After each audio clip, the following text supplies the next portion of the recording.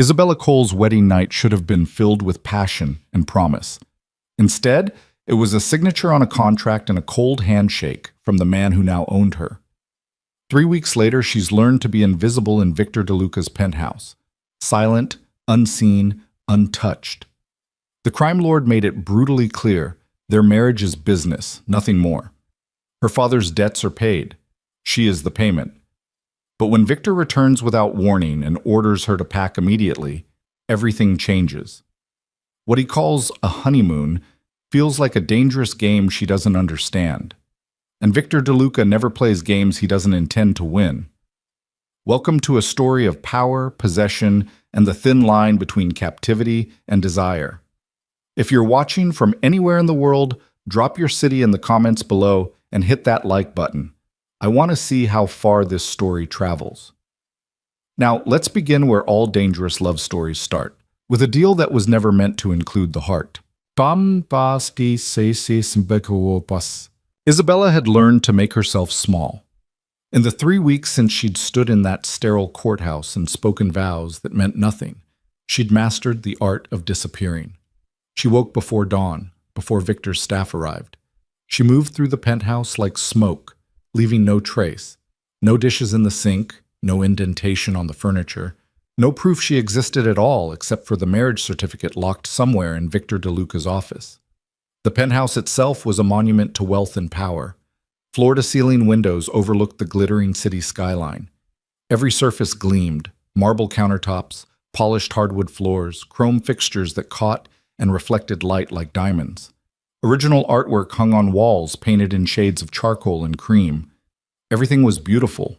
Everything was cold, just like her husband. Isabella stood at those windows now, watching the city wake beneath a gray October sky. Somewhere down there, 23 floors below, real people lived real lives. They made choices. They fell in love because they wanted to, not because their father had gambled away everything and left them as collateral for men who collected debts in blood. She touched the gold band on her left hand, still foreign after 3 weeks. It was elegant, expensive, perfectly sized. Victor had known her ring size without asking, which should have been romantic but instead felt like surveillance. Everything about Victor DeLuca felt like surveillance, like she was an asset he'd acquired and now monitored with the same cool detachment he probably applied to his stock portfolio.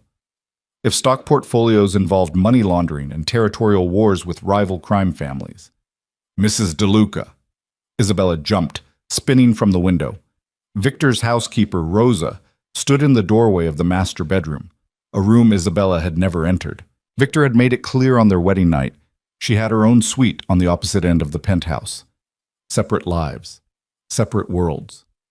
A marriage only on paper. "I'm sorry, I didn't mean to startle you." Rosa's expression was kind but carefully neutral. She'd worked for Victor for 12 years, and Isabella suspected the woman had seen things that would give most people nightmares. "Mr. DeLuca will be home this evening. He asked that you be ready to leave by 8 o'clock. Isabella's heart stuttered. "Leave?" He didn't provide details. Rosa moved into the living room, carrying fresh towels that smelled like lavender and money. "He asked that you pack for warm weather, 2 weeks' worth of clothing." 2 weeks. Victor had barely spoken 50 words to her since the wedding, appearing at the penthouse only twice, once to retrieve documents from his office, once to host a business dinner where Isabella had been displayed like a trophy and then dismissed. Now he wanted her to disappear with him for 2 weeks? "Where are we going?" Isabella's voice came out smaller than she intended. "I don't know. I'm sorry." Rosa paused, something almost sympathetic flickering across her face. Mr. DeLuca values his privacy, even from those who work for him, especially from the wife he bought to settle a debt, Isabella thought, but didn't say. After Rosa left, Isabella returned to her suite and stared at the closet full of clothes she hadn't chosen. Victor had arranged everything. A complete wardrobe delivered the day after the wedding, every piece in her exact size, every item expensive and tasteful and utterly impersonal. Dresses she'd never wear. Shoes for occasions she'd never attend. The wardrobe of a woman who looked like her but wasn't her at all. She packed mechanically, choosing simple pieces, trying not to think about what this meant. A honeymoon, Rosa had called it, when she returned with a leather suitcase monogrammed with Isabella's new initials. But honeymoons were for couples who'd chosen each other, for people in love. Isabella and Victor weren't people in love. They were parties to a contract, and she'd learned enough about Victor DeLuca to know he never did anything without calculation. This trip had a purpose. She just didn't know what it was yet. The day dragged endlessly. Isabella tried to read but couldn't focus. She ate lunch without tasting it. She watched the clock like it held answers instead of just minutes ticking toward 8 p.m. At 7:30, she dressed in dark jeans and a cream silk blouse, pulled her long dark hair into a simple ponytail, and studied herself in the mirror. She looked calm, composed. Nothing like the terrified girl who'd stood beside her father 3 weeks ago while he signed away her future to pay for his mistakes. "I had no choice, Bella," he'd said, hands shaking as he'd scrawled his signature. "They would have killed me. You understand that, don't you? I had no choice." He'd had choices, years of them. Every time he'd walked into a casino, every time he'd borrowed from men like Victor DeLuca, every time he'd promised he'd stop and then didn't. Isabella had been working 2 jobs trying to keep them afloat, trying to pay rent and utilities and buy groceries, while her father fed his addiction and dug them deeper into a hole she couldn't climb out of. Until Victor had appeared with his solution, his offer. Marriage in exchange for erasure of the debt, a life sentence for her freedom. Her father had agreed before she could even process what was happening. At precisely 8 p.m., the private elevator that served only the penthouse chimed. Isabella's pulse hammered as the doors slid open and Victor DeLuca stepped into his domain. He was a study in controlled power, 6'3" of lean muscle in a perfectly tailored black suit, dark hair cut short, jaw sharp enough to cut glass. His eyes were the color of smoke, gray and penetrating, missing nothing.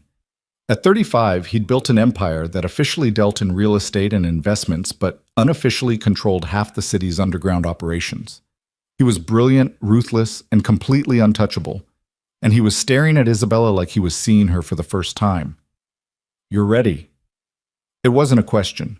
Victor's voice was deep, smooth, with an edge that suggested he expected compliance and always got it. Rosa said to pack for warm weather. Isabella's hands twisted together before she forced them still. She wouldn't show fear. She'd given Victor everything else. He wouldn't get that too. "The car is waiting." Victor's gaze traveled over her. Not sexual, more like assessment, like he was cataloging details for later use. "We have a flight to catch." "Where are we going?" "Away." He picked up her suitcase like it weighed nothing, gesturing toward the elevator. "That's all you need to know for now." Isabella wanted to push back, demand answers, assert some kind of control over her own life. But she'd learned in 3 weeks that Victor didn't negotiate. He stated facts and expected acceptance. Arguing was like arguing with gravity. She stepped into the elevator, acutely aware when Victor followed and the doors sealed them in the small space together. He smelled like expensive cologne and something else. Gunpowder, maybe, or just danger. This close, she could see the faint scar along his left jaw, the way his shoulders filled his suit jacket, the absolute stillness with which he held himself. Victor DeLuca didn't fidget, didn't make nervous small talk. He existed with the confidence of a man who controlled everything around him, including her. The elevator descended in silence. A black SUV waited at the private entrance, windows tinted so dark they seemed to absorb light. A driver, one of Victor's security team, built like a tank, held the door open. Isabella slid into the leather interior, Victor following immediately. They drove through the city as darkness fell, streetlights beginning to glow against the twilight. Isabella watched the familiar streets pass, the cafe where she used to buy coffee before work, the library where she'd spent Sunday afternoons, the whole life she'd left behind when she'd become Mrs. Victor DeLuca. "You're very quiet," Victor said suddenly. Isabella turned to find him watching her, that penetrating gaze missing nothing.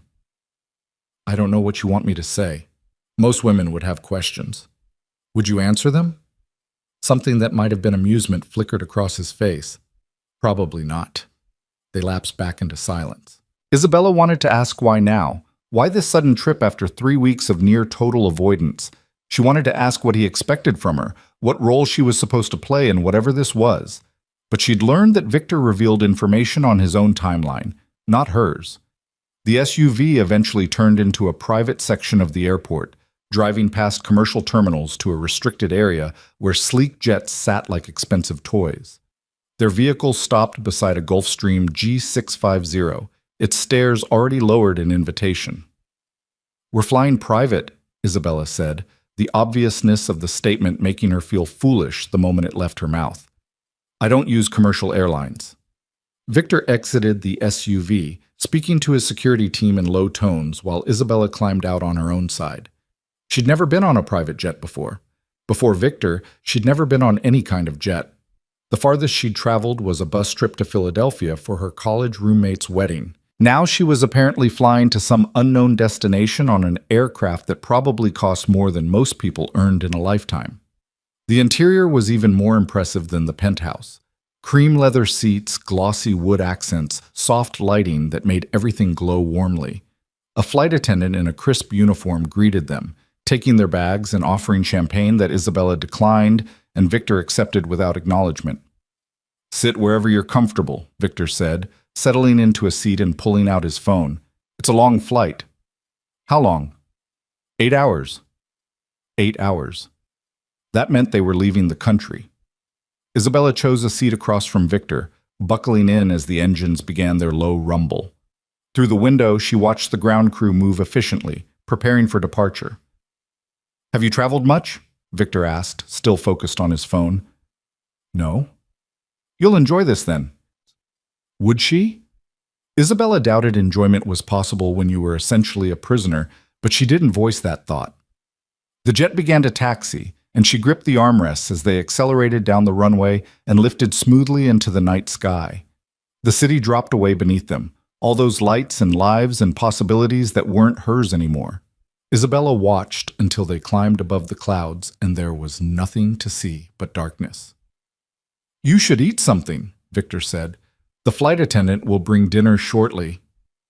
"I'm not hungry." "You haven't eaten properly in 3 weeks." Isabella's head snapped toward him. "How would you know that?" "Rosa reports to me." Victor finally looked up from his phone, meeting her eyes directly. "She's concerned. She says you barely touch your meals." Heat flooded Isabella's cheeks, anger mixed with humiliation. "You have her spying on me?" "I have her ensuring you're taken care of." Victor's tone remained level, infuriatingly calm. "There's a difference." "Is there? Because from where I'm sitting, it feels like surveillance. From where you're sitting, you're my wife. Your well-being is my responsibility." "Your wife on paper," Isabella shot back. "You made that very clear." Something shifted in Victor's expression, a crack in that perfect control. "Did I?" "The wedding night. You said this was business, a transaction to clear my father's debt. You said I had my own suite, and you expected me to stay out of your way." "I said a lot of things." Victor set his phone aside, giving her his full attention for the first time since they'd married. "Some of which I'm reconsidering." Isabella's heart began to pound. "What does that mean?" "It means things change. Circumstances evolve." "That's not an answer." "No," Victor agreed. "It's not." The flight attendant appeared with dinner, some kind of elegant chicken dish with vegetables Isabella didn't recognize, and a glass of white wine. She accepted it mechanically, too unsettled by the conversation to actually eat, but needing something to do with her hands.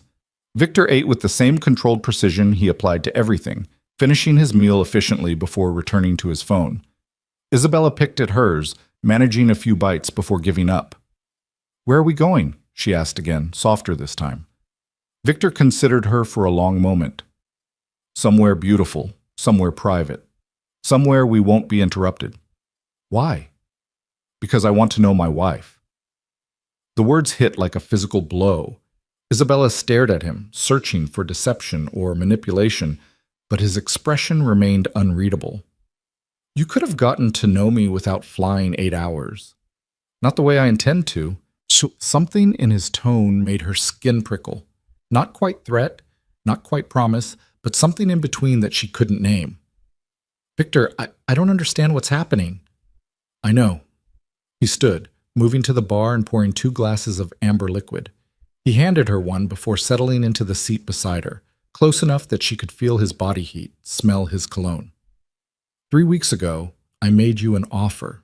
You accepted out of necessity, not choice. I respected that by giving you space. And now? Now I'm done with space. Victor raised his glass, waiting until she reluctantly did the same. To honesty, Isabella, and to seeing what exists beyond the contract we signed. They drank. The liquor burned down her throat, spreading warmth through her chest. Victor's eyes never left hers, and for the first time Isabella saw something beneath the ice, something heated and hungry and completely focused on her. I'm still afraid of you, she whispered. Good. Victor's smile was slow, dangerous. Fear means you're paying attention, but fear isn't all you feel, is it? He was right, and that terrified her more than anything. Because yes, she was afraid of Victor DeLuca, but she was also fascinated by him, drawn to the way he commanded every room he entered, the intelligence in those gray eyes, the rare moments when his control slipped and she glimpsed something raw underneath. She was attracted to her husband, the man who'd bought her, the criminal who'd made her father's debts disappear in exchange for her name and her freedom. What did that say about her? Get some rest, Victor said, standing and moving back to his original seat. We land at dawn. The real journey starts then. Isabella wanted to argue, to demand more answers, but exhaustion was pulling at her. The emotional whiplash of the day, the stress of 3 weeks living in limbo, the confusion of Victor's sudden shift in behavior, it all crashed over her at once. She reclined her seat, accepting the blanket the flight attendant brought, and closed her eyes against the soft cabin lights. Sleep seemed impossible, but somehow she drifted off to the steady hum of the engines carrying her toward an unknown destination with a husband who was still a stranger. When she woke, pale dawn light was filtering through the windows. Isabella blinked, disoriented, taking in the unfamiliar surroundings before memory returned. The jet. Victor. The mysterious trip. She sat up, finding Victor already awake, dressed in dark pants and a white linen shirt that made him look somehow more dangerous than his usual suits. He was watching her with an expression she couldn't read. We're landing in 20 minutes, he said. You should see this. Isabella moved to the window he indicated, gasping at what she saw below. Endless turquoise water stretched to the horizon, dotted with small green islands. The ocean was so clear she could see the white sand beaches beneath the shallows, the darker patches where coral reefs grew. Everything was brilliant color and pristine beauty, nothing like the gray city they'd left behind. Where are we? She breathed. The Caribbean, a private island. Of course, Victor owned a private island. Isabella pressed her face closer to the glass, watching as they descended toward a small airstrip carved out of jungle. As they approached, she could make out a sprawling villa perched on a cliff overlooking the ocean, all white stone and glass that caught the rising sun. The landing was smooth. When the door opened, humid tropical air rushed in, carrying the scent of salt water and exotic flowers. Isabella descended the stairs on shaky legs, still trying to process the impossible beauty around her. A jeep waited on the tarmac, driven by a man who greeted Victor in rapid Spanish before loading their bags. Victor replied in the same language, his fluency surprising Isabella even though it shouldn't have. Victor DeLuca spoke 5 languages and probably had business interests on every continent. You speak Spanish, she said as they climbed into the jeep. And Italian, French, Mandarin, and Russian. Victor's tone was matter-of-fact. Languages are useful in my line of work. His line of work? The careful euphemism for everything illegal and dangerous that funded this island, that jet, the penthouse, the life Isabella was now part of, whether she wanted to be or not. The drive to the villa took 10 minutes along a road that wound through lush vegetation. Isabella caught glimpses of pristine beaches, crystal clear water, colorful birds she couldn't name. Everything was vivid and alive in a way that made the city seem like a black and white photograph. The villa was even more stunning up close. Modern architecture blended seamlessly with natural surroundings. Infinity pools that seemed to merge with the ocean, outdoor spaces that erased the boundary between inside and out, floor-to-ceiling windows that invited the view inside. It was breathtaking. It was also completely isolated. Staff comes 3 times a week, Victor said as they entered the cool interior. Otherwise, we're alone. No guards, no business associates, no interruptions. The implications of that settled over Isabella like a weight. Alone with Victor for 2 weeks on a private island. No escape, no witnesses, just her husband and whatever intentions had driven this sudden trip. "Let me show you to your room," Victor continued, leading her up a curved staircase to the second floor. He opened a door revealing a massive bedroom decorated in whites and blues, French doors leading to a private balcony with ocean views. "Unless you'd prefer we share the master suite." The offer hung between them, loaded with possibility and danger. "This is fine," Isabella said quickly. "Is it?" Victor moved closer, and she caught that scent again, cologne and danger. "Or are you just afraid to admit what you want?" "What I want?" Isabella's voice rose despite her efforts to stay calm. "Victor, 3 weeks ago you told me this marriage was business, that I should stay out of your way. Now you've brought me to a private island and you're implying— What exactly are you implying?" "I'm not implying anything." Victor's hand came up, his fingers brushing her jaw with surprising gentleness. "I'm stating facts. I noticed you, Isabella, long before your father came to me desperate and drowning. I noticed you working your 2 jobs, trying to hold everything together while he destroyed himself. I saw your strength, your loyalty, your quiet resilience." Isabella's breath caught. "You were watching me?" "I was aware of you. There's a difference." His thumb traced her lower lip, and heat flooded through her despite everything. "When your father finally fell far enough, I made him an offer I knew he'd accept. Not because I needed a wife, because I wanted you." The confession should have been romantic. Instead, it felt like manipulation, like Victor had orchestrated everything, maneuvered all the pieces until Isabella had no choice but to end up exactly where he wanted her. "That's insane," she whispered. "That's honest." Victor dropped his hand but didn't step back. "I gave you 3 weeks to adjust, to settle into the reality of our arrangement. But Isabella, I'm not a patient man by nature, and I'm done pretending this is just business. You can't just decide that. You can't just change the rules because you feel like it. I can do whatever I want." The words should have been arrogant, but Victor said them like simple truth. "I'm Victor DeLuca. I built an empire from nothing. I control more money and power than most governments. When I want something, I take it. I'm not a thing you can take." "No." His smile was sharp, predatory. "You're my wife, which makes this much more complicated and infinitely more interesting." Isabella backed away, her legs hitting the bed. "This is crazy. You're crazy." "Probably." Victor moved to the door, pausing to look back at her. "Get some rest. We'll talk more later, when you're ready to stop running from what's happening between us." He left, closing the door softly behind him. Isabella sank onto the bed, her whole body trembling. This wasn't what she'd expected. Victor was supposed to be cold, distant, a husband in name only who left her alone in exchange for erasing her father's debts. Instead, he was here, focused on her, claiming he'd wanted her all along, that the marriage wasn't just business, that he intended to turn their contract into something real. Isabella stood and walked to the balcony, staring out at the impossibly blue ocean. The beauty around her felt surreal, like a gilded cage designed to seduce her into compliance. And Victor, dangerous, powerful, terrifying Victor, was the one holding the key. She thought about his words, about being noticed, being wanted, being pursued by a man who didn't pursue anything he wasn't certain he'd claim. Part of her wanted to believe it was manipulation, but another part, the part she was afraid to acknowledge, wondered what it would be like to truly be seen by Victor DeLuca, to be wanted by a man like that, to surrender to the dangerous heat she felt every time he looked at her. No. Isabella gripped the balcony railing hard enough to hurt. She couldn't think like that. Victor was a criminal. He'd bought her. He'd orchestrated everything, stripped away her choices, bound her to him through a contract she'd had no real power to refuse. Wanting him back would be insane, wouldn't it? Isabella spent the rest of the day in her room, too overwhelmed to face Victor. A staff member brought lunch, fresh fish, tropical fruit, food that tasted like sunshine and made her realize how long it had been since she'd eaten properly.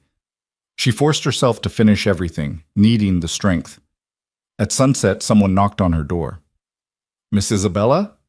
An older woman with kind eyes and the same accent as the driver stood in the hallway. "Mr. DeLuca requests you join him for dinner on the terrace in 1 hour. He asked me to help you prepare if you'd like." It wasn't really a request. Isabella recognized a command when she heard one, even wrapped in politeness. An hour later, she descended the stairs wearing a simple white sundress, her hair loose around her shoulders. Her hands shook slightly as she walked through the villa toward the sound of the ocean. The terrace took her breath away. String lights created a canopy of stars above a table set for two, candles flickering in the warm breeze. The ocean stretched endlessly beyond, the setting sun painting everything in shades of orange and gold. And there was Victor, standing at the railing, looking out at the view. He'd changed into dark linen pants and a white shirt, sleeves rolled to reveal muscled forearms. Casual, devastating. He turned when he heard her approach, and the way he looked at her made Isabella's heart stutter. "You're beautiful," he said simply. "Victor, join me." He pulled out her chair, waiting until she reluctantly sat before taking his own seat. "I thought we could start over, get to know each other properly." "By kidnapping me to a private island?" "By removing distractions." Victor poured wine into both their glasses. "In the city, I'm always working, always managing fires, handling business, maintaining control. Here, there's only us. No interruptions. No pretending." "What if I don't want this?" "Then tell me." Victor leaned forward, his eyes intense. "Tell me you feel nothing when I look at you. Tell me you haven't wondered what it would be like between us. Lie to me, Isabella, and I'll put you back on that jet tomorrow. Send you wherever you want to go. Set you free." The offer hung between them, real and terrifying, because Isabella couldn't lie.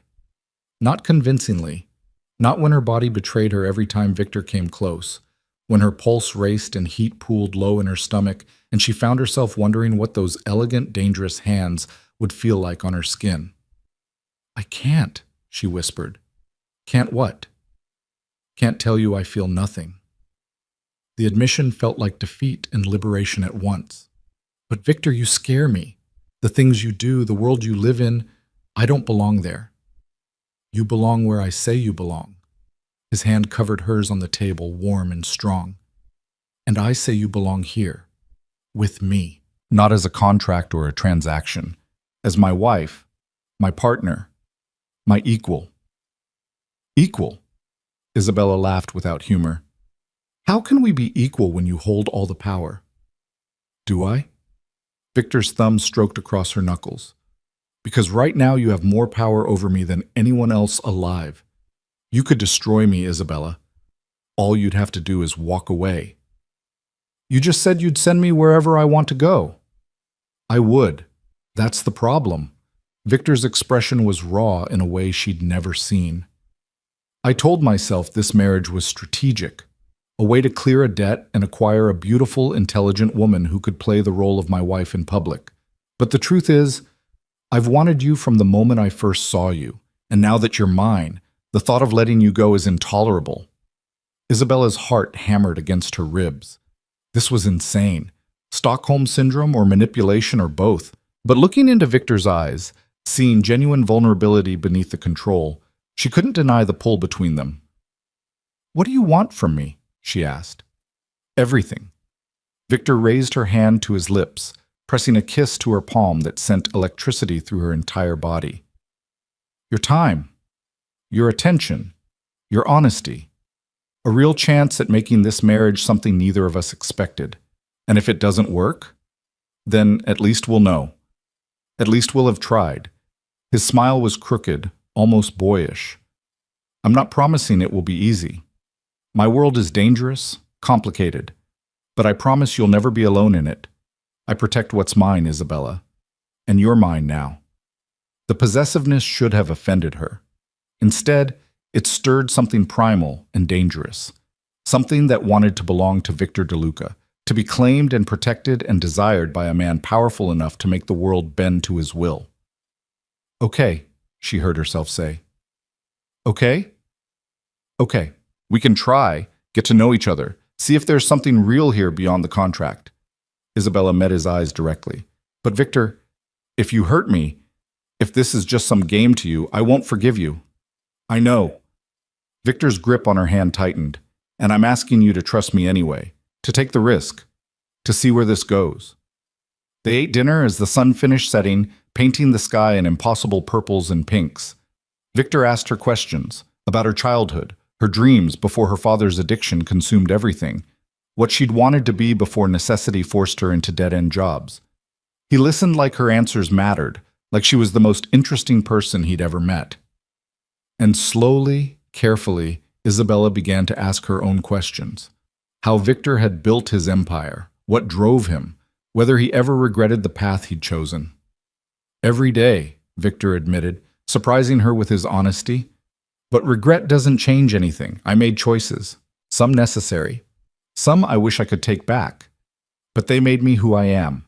And who I am is someone strong enough to protect you from the consequences of your father's mistakes. Is that what you think you're doing? Protecting me? Among other things. His smile turned heated. Protection is just the beginning. After dinner, they walked along the beach, waves lapping at their feet. The moon had risen, turning everything silver and dreamlike. Isabella felt untethered from reality, like she'd stepped into someone else's life, one with private islands and beautiful men who looked at her like she was precious. What happens when we go back, she asked, to the city, to real life? Does this end? This is real life. Victor stopped walking, turning to face her. Isabella, I'm not playing pretend on this island. I'm showing you what we could have, what I want us to have. When we return, yes, things will be complicated. My work will require attention. There will be dangers I need to shield you from, but the foundation we build here, that's real, that's permanent. How can you be sure? Because I've never wanted anything as much as I want this, as much as I want you. He kissed her then, finally, pulling her against him as his mouth claimed hers.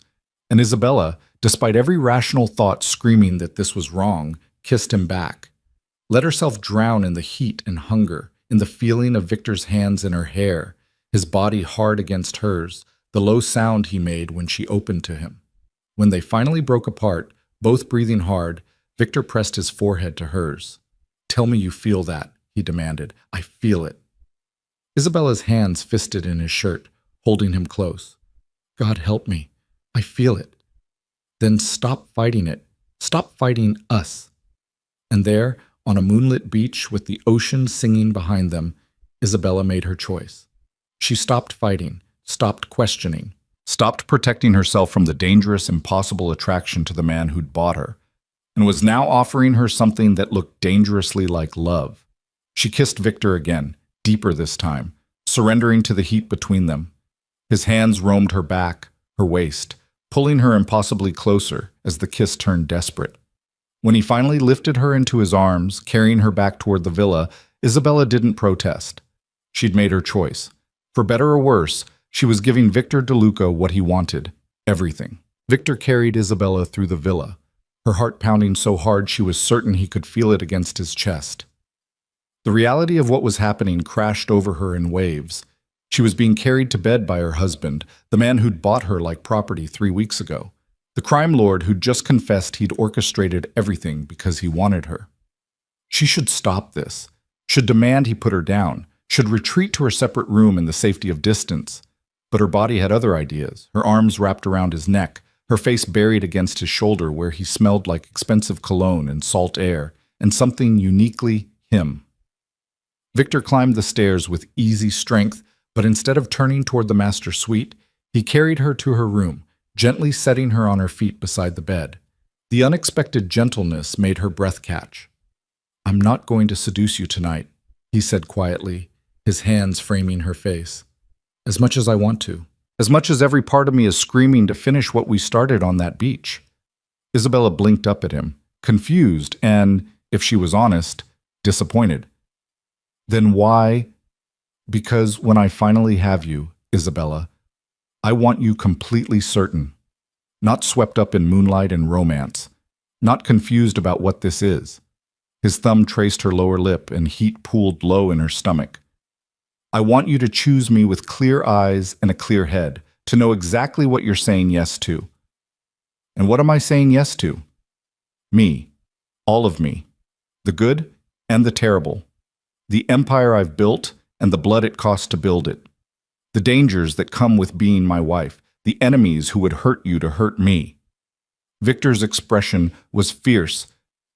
I need you to understand what you're walking into before we cross that line. You're trying to scare me away.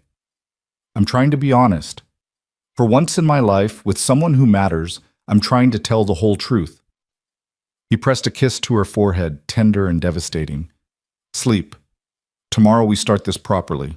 I'll show you who I really am. Then you can decide if you still want this. He left before she could respond, closing the door softly behind him.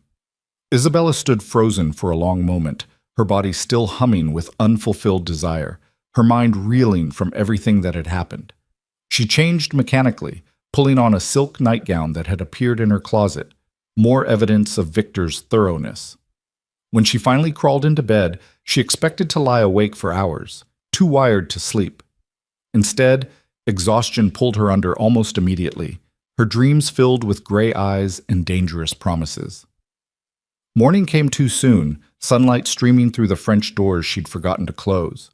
Isabella stretched, disoriented until memory returned in a rush. The island, Victor, the kiss on the beach that had set her entire world on fire. A soft knock interrupted her thoughts. The housekeeper from last night entered carrying a tray laden with fresh fruit, pastries, and coffee that smelled like heaven. Good morning, Miss Isabella. Mr. DeLuca asks if you'll join him for breakfast on the lower terrace in half an hour. He suggests something comfortable for the day's activities. Activities? Isabella's stomach fluttered with nerves and anticipation. What kind of activities? The woman's smile was knowing. Mr. DeLuca didn't share details, but I'd recommend your swimsuit and something you can move easily in. After she left, Isabella picked at the breakfast, managing some fruit and half a pastry before her nerves made eating impossible. She dressed in a simple turquoise bikini covered by white linen shorts and a loose tank top, pulling her hair into a ponytail and foregoing makeup. If Victor wanted to show her who he really was, she might as well be comfortable. She found him on the lower terrace, dressed in dark swim trunks and nothing else. Isabella's steps faltered at the sight of him, all lean muscle and bronze skin, a tapestry of scars across his torso that told stories of violence survived. He was beautiful and terrifying, and she couldn't stop staring. Good morning. Victor's smile was warm, almost boyish in the morning light. Did you sleep well? Better than expected. Isabella forced herself to look at his face instead of his chest. You? Not particularly. I spent most of the night thinking about kissing you on that beach. He moved closer, his hand finding her waist and pulling her against him, and regretting my decision to be noble about it. You could always change your mind. Don't tempt me. His forehead pressed against hers, his breath warm on her lips. I have plans for today. Things I want to show you, but if you keep looking at me like that, we're never leaving this terrace. Heat flooded through her. How am I looking at you? Like you want to be devoured, Victor's voice dropped to a growl. And believe me, Isabella, I am more than happy to oblige. But first, breakfast. Then I show you something important. He led her to a table overlooking the ocean, where more food waited. Eggs, bacon, fresh juice, everything perfect and beautifully presented. They ate together, conversation flowing easier than Isabella expected. Victor asked about her college years, her brief attempt at becoming a teacher before her father's debts had forced her to drop out and work full-time. You wanted to teach? Victor set down his coffee, giving her his full attention. What subject? Literature. English. Isabella felt heat rise in her cheeks. It sounds silly now. It sounds beautiful. You'd be good at it. You have that quality, patience combined with passion, the ability to see potential in things others overlook. Is that how you see me? Potential? I see you as already extraordinary. The potential is just for us, for what we could build together. Victor stood, offering his hand. Come on, I want to show you something. He led her down a winding path carved into the cliff face, steps leading to a private cove below. The beach was pristine, white sand meeting crystal clear water, completely sheltered from view. A boat waited at a small dock, sleek and fast, built for speed rather than comfort. "We're going out on the water?" Isabella asked. "Not far. There's a spot I want you to see." Victor helped her into the boat, his hands steady on her waist. "Trust me?" The question felt loaded with meaning beyond the simple boat ride. Isabella met his eyes and nodded. "I'm trying to." "That's all I can ask." Victor piloted the boat expertly, cutting through the water with practiced ease.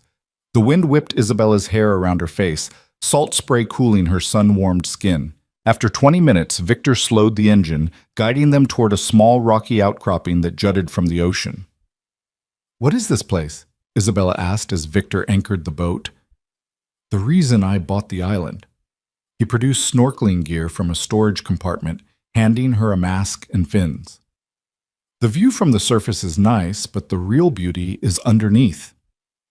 Isabella had never snorkeled before, but Victor was patient, showing her how to breathe through the tube, how to clear her mask if water got in. When they finally slipped into the water, she gasped at the temperature, perfectly warm like bathwater. Then Victor grabbed her hand and pulled her down. The world beneath the surface was breathtaking. Coral reefs in impossible colors, purple, orange, electric blue, swayed gently in the current.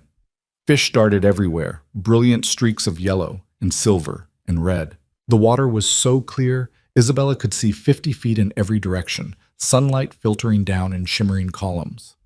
Victor pointed out different species, his knowledge surprising her. He showed her a sea turtle gliding majestically past, an octopus hiding in a crevice, a school of barracuda that made her heart race until he squeezed her hand reassuringly. They surfaced after what felt like hours, but was probably only 30 minutes, both breathing hard and grinning. "That was incredible," Isabella gasped, treading water beside the boat. "This is what I wanted you to see. Real beauty, natural beauty, not the manufactured world I usually live in." Victor swam closer, his legs brushing hers beneath the surface. "I come here when things get too dark, when the business, the violence, all of it becomes too much. This reminds me there's still something pure in the world, something worth protecting." "Victor," Isabella wasn't sure what to say to that raw honesty. "I'm not a good man, Isabella. I've done things that would horrify you, hurt people, destroyed lives, built my empire on blood and fear and ruthless calculation." His hands found her waist beneath the water, holding her steady. "But I'm not a monster either. I have lines I won't cross, people I protect. A code, even if it's one most people wouldn't understand." "Why are you telling me this?" "Because I need you to know who you're married to. Not the public face, not the businessman in expensive suits. The real me. The one who's killed men with his own hands when necessary. The one who will do absolutely anything to protect what's his." Isabella's pulse hammered. She should be terrified. Should be demanding he take her back to the villa, to the mainland, anywhere away from this confession. But looking into Victor's eyes, seeing the vulnerability beneath the violence, she couldn't summon fear. "Have you killed recently?" she asked quietly. "No, not in 3 years. I've built enough infrastructure, enough loyalty, that others handle the wet work now." His jaw tightened. "But I would, without hesitation, if someone threatened you." "Is that likely? Someone threatening me?" "In my world, always possible. That's why I need you to understand the risks. Why I brought you here, away from everything, to show you the truth before you decide if you really want this life." Isabella thought about that, about enemies in the shadows, about the constant danger, about being married to a man whose power came from fear and violence. She thought about her quiet life before, her simple dreams of teaching and normalcy. Then she thought about how Victor made her feel. Seen, valued, protected, desired in a way that had nothing to do with transactions and everything to do with genuine want. "I'm still here," she said finally. "Still choosing to stay. Does that make me crazy?" "Probably." Victor's smile was pure relief. "But it makes you perfect for me." He kissed her there, in the middle of the ocean, both of them treading water and clinging to each other. It was messy and awkward and absolutely perfect. When they broke apart, Isabella was laughing, swallowing seawater and not caring. They swam back to the boat, Victor helping her climb aboard before following. The ride back to the island was quieter, both of them lost in thought. Isabella kept stealing glances at him, this complicated, dangerous man who'd somehow become her husband. Back at the villa, they rinsed off in the outdoor shower, the experience oddly intimate despite both being in swimsuits. Victor's hands were careful as he helped her wash the salt from her hair, his touch gentle but his eyes heated. "I should warn you," he said as they dried off, "tonight is going to test my resolve significantly." "Why tonight specifically?" "Because we're having dinner on the yacht, anchored offshore, under the stars, completely alone, and you're going to look beautiful, and I'm going to want you desperately, and my nobility is going to be in very short supply." Isabella's stomach fluttered. "Maybe I don't want you to be noble." "Isabella." Her name was a warning and a prayer. "Don't say things like that unless you mean them." "What if I do mean them?" Victor crowded her against the shower wall, his body a line of heat against hers. "Then we need to have a very serious conversation about expectations and boundaries, because once I have you, I'm not letting go, ever. You need to be sure." "I'm getting there." Isabella's hands pressed against his chest, feeling his heart pound beneath her palms. "But Victor, you keep pushing me away, telling me to be sure, to think about it, to understand what I'm choosing. Maybe you need to stop protecting me from yourself and let me make my own decisions." Something fierce and possessive flashed across his face. "You're right. You're absolutely right." He stepped back, creating distance that felt like a physical loss. "Tonight. We'll talk tonight, really talk. And then we'll see where things go." The rest of the day passed in a haze of anticipation. They had lunch together, Victor telling her stories about acquiring the island, about his childhood in Italy before his family immigrated to America, about building his first legitimate business before circumstances pulled him into darker waters. Isabella found herself fascinated by the contradictions in him, the man who could order violence without blinking but who spoke about his mother with reverence and grief, the criminal who owned politicians but who donated millions to children's hospitals under anonymous shells, the husband who'd bought her but who was now courting her like she was precious. As sunset approached, the housekeeper appeared with a garment bag. Inside was a dress that made Isabella's breath catch, deep emerald silk that would cling to every curve, elegant and sophisticated and utterly beautiful. "Mr. DeLuca had it made for you," the woman explained. "He said green would match your eyes." Isabella hadn't realized Victor had noticed her eye color. The attention to detail made her chest tighten with an emotion she wasn't ready to name. She dressed carefully, applying minimal makeup and leaving her hair down in loose waves.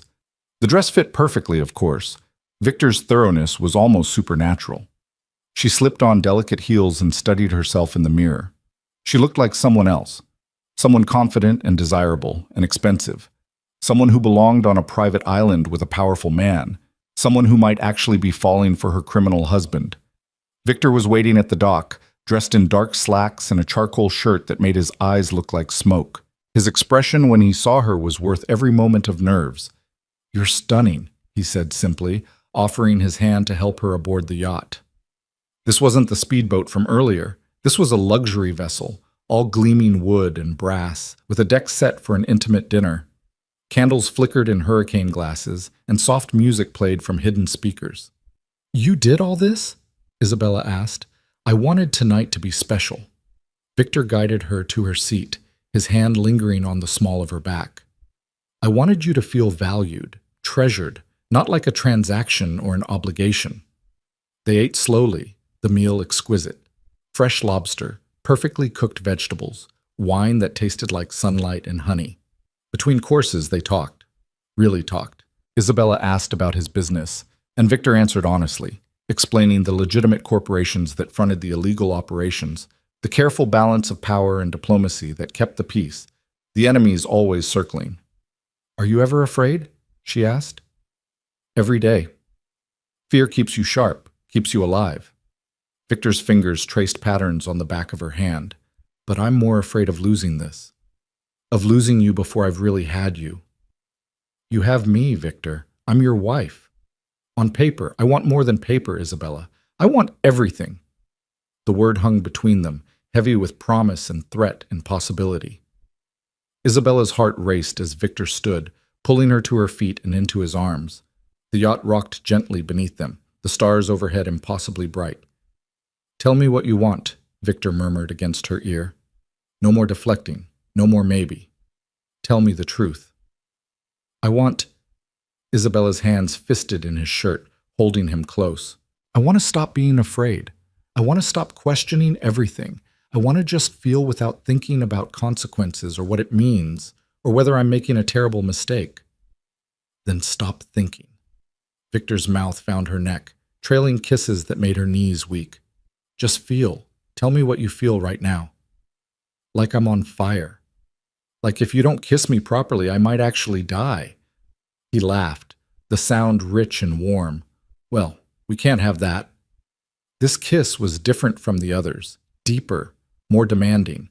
Victor's hands roamed her body with clear intent, learning her curves through the silk dress, making her gasp and arch against him. Isabella gave as good as she got, her fingers tangling in his hair, her teeth grazing his lower lip, drawing a groan from deep in his chest. "Bedroom," Victor growled against her mouth. "Now, before I take you right here on the deck." He didn't wait for an answer, sweeping her into his arms and carrying her below deck to a master cabin she hadn't seen before. The space was elegant and intimate, dominated by a massive bed covered in dark silk sheets. Victor set her down gently, his hands framing her face. "Last chance, Isabella. Last chance to change your mind.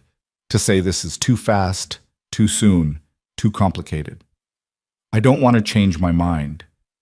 Isabella reached for his shirt, fingers working the buttons. "I want you. I've wanted you since that first night, even though I was terrified to admit it, even though it seemed insane to want the man who bought me. I didn't buy you." Victor's hands covered hers, stilling them. "I bought your freedom from your father's debts. But you, Isabella, you I'm earning, day by day, moment by moment, and I'll spend the rest of my life proving you made the right choice." Then he kissed her again, and there was no more talking. Only sensation, the slide of silk against skin, the heat of Victor's mouth on her throat, her shoulders, lower. The feeling of his hands finally touching her the way she'd been craving. Isabella let herself drown in it. In him. In the impossible reality that she was here, on a yacht anchored off a private island, giving herself to the dangerous, complicated man who'd somehow become the center of her world in just 3 weeks. Later, much later, they lay tangled together in the dark cabin, the yacht rocking gently on calm waters. Victor's fingers traced lazy patterns on Isabella's bare shoulder, his other arm wrapped securely around her waist. "No regrets?" he asked quietly. "Not yet." Isabella shifted to look at him, studying his face in the moonlight filtering through the portholes. "Ask me again tomorrow. I'll ask you every day for the rest of our lives." Victor pressed a kiss to her temple. "And hopefully, the answer stays the same." "Victor, what happens when we leave here? When we go back to reality?" "Reality doesn't change what's between us. It might complicate it, but it doesn't change it." His grip tightened possessively. "You're mine now, Isabella, in every way that matters, and I protect what's mine." That word, mine, you say it a lot. Because it's true, and because I need you to understand. I don't share. I don't compromise. You're my wife, my partner, and no one touches what belongs to me. The possessiveness should have bothered her. Instead, it sent heat curling through her stomach. "I belong to myself too, you know." "Of course you do, but you're choosing to belong with me. There's a difference." Victor rolled, pinning her beneath him, his eyes intense.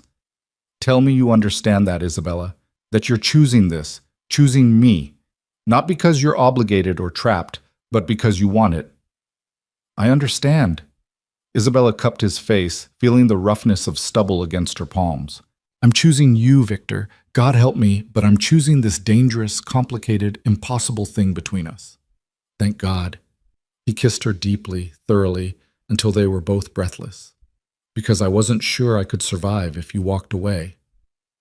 They made love again, slower this time, learning each other thoroughly, and afterward, wrapped in Victor's arms with the ocean singing outside, Isabella finally understood what she'd gotten herself into.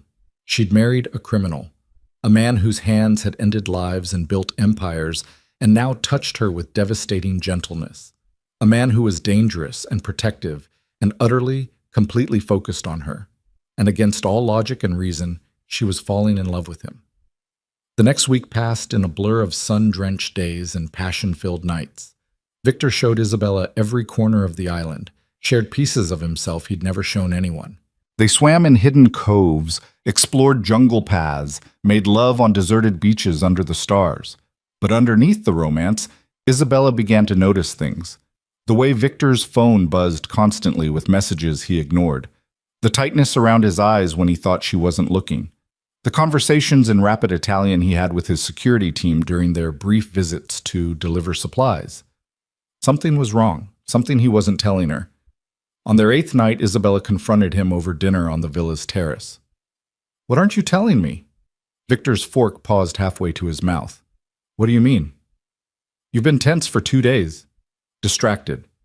Something's happening back home and you're trying to shield me from it." Isabella set down her wine glass, meeting his eyes directly. "I thought we were past secrets." Victor was silent for a long moment, his jaw tight. Then he sighed, setting down his own fork. "You're right. I'm sorry. I didn't want to ruin this, our time here." "Ruin it how?"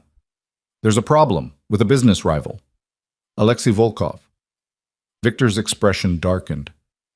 "He's been making moves against my territory, testing boundaries, seeing how far he can push before I push back. And you need to go back. Handle it." "No, I've delegated. My second-in-command can manage the initial response." Victor reached across the table, taking her hand. "But Isabella, when we do return, things are going to be different, more dangerous. Volkov is ambitious and reckless. He doesn't follow the old rules. He'll look for weaknesses to exploit. Weaknesses like me. Like us. Like the fact that I care about you enough to be vulnerable."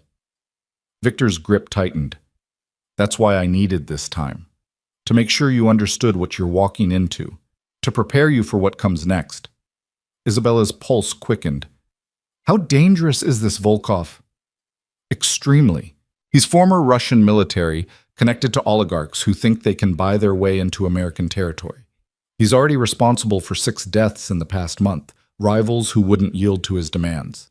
Victor's eyes were hard, cold in a way she hadn't seen since their wedding. "He's a problem that needs to be solved permanently." The implications of that made Isabella's stomach clench. "You're going to kill him." "If necessary, preferably I'll make it too expensive for him to continue his incursion, force him back to his own territory. But if he pushes..." Victor shrugged, the gesture casual despite the violence it implied. "Then yes, I'll do what's necessary to protect what's mine." There it was again, that possessive claim. But this time it came with the reality of what it meant. Victor would kill to keep her safe. Would wage war if someone threatened her. The thought should horrify her. Instead, some dark part of Isabella found it compelling. "When do we go back?" she asked. "We have 4 more days. I want to use them. Want to hold on to this before reality intrudes." Victor stood, moving around the table to pull her into his arms. "Dance with me." There was no music, but Isabella let him lead her in a slow waltz across the terrace, their bodies pressed close, moving together with the kind of synchronization that came from truly knowing each other. Victor's hand was warm on her lower back, his breath soft against her temple. "Whatever happens when we return," he murmured, "remember this. Remember us. Remember that everything I do, every choice I make, is to protect you, to protect this." "I'll remember." Isabella rose on her toes, pressing a kiss to his jaw. "But Victor, I'm not fragile. Don't treat me like I'll break the moment things get difficult." His laugh was low and appreciative. "Believe me, no, you're not fragile. You're steel wrapped in silk, Isabella. You're stronger than you realize. Then trust me. Include me. Don't try to shield me from every hard thing." "I'll try." Victor's arms tightened around her. "But it goes against every instinct I have. Protecting you is hardwired into my DNA now." They swayed together under the stars, and Isabella let herself sink into the moment.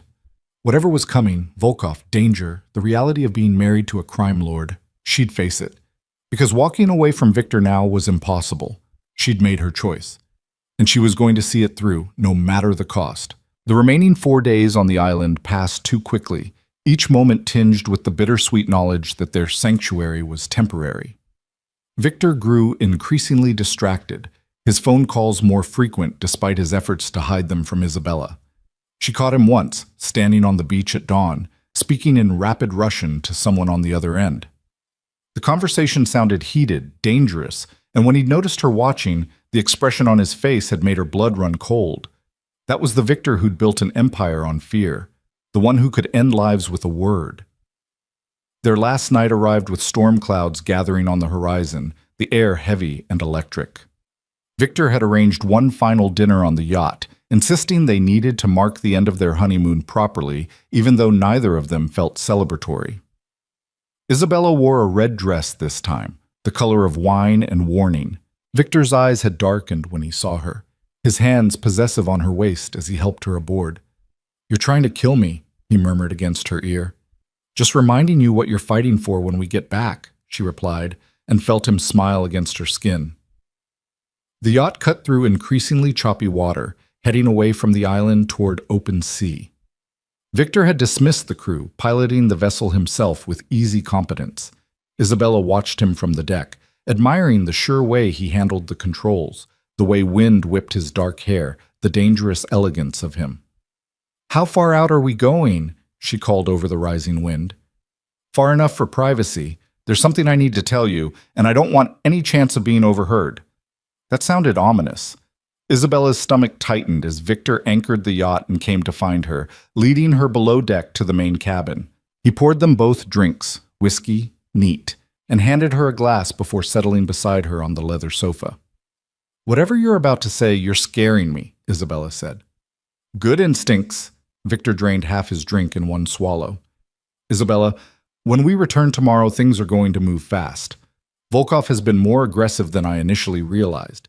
He's not just testing boundaries. He's planning something big." "How do you know?" "I have sources inside his organization. One of them contacted me 2 days ago with intelligence that Volkov is planning to make a move against me personally. He thinks taking me out will destabilize my empire enough for him to swoop in and claim my territory." Isabella's hand trembled, whiskey sloshing in her glass. "He's going to try to kill you." "He's going to try. He won't succeed." Victor's confidence was absolute. "But Isabella, there's more.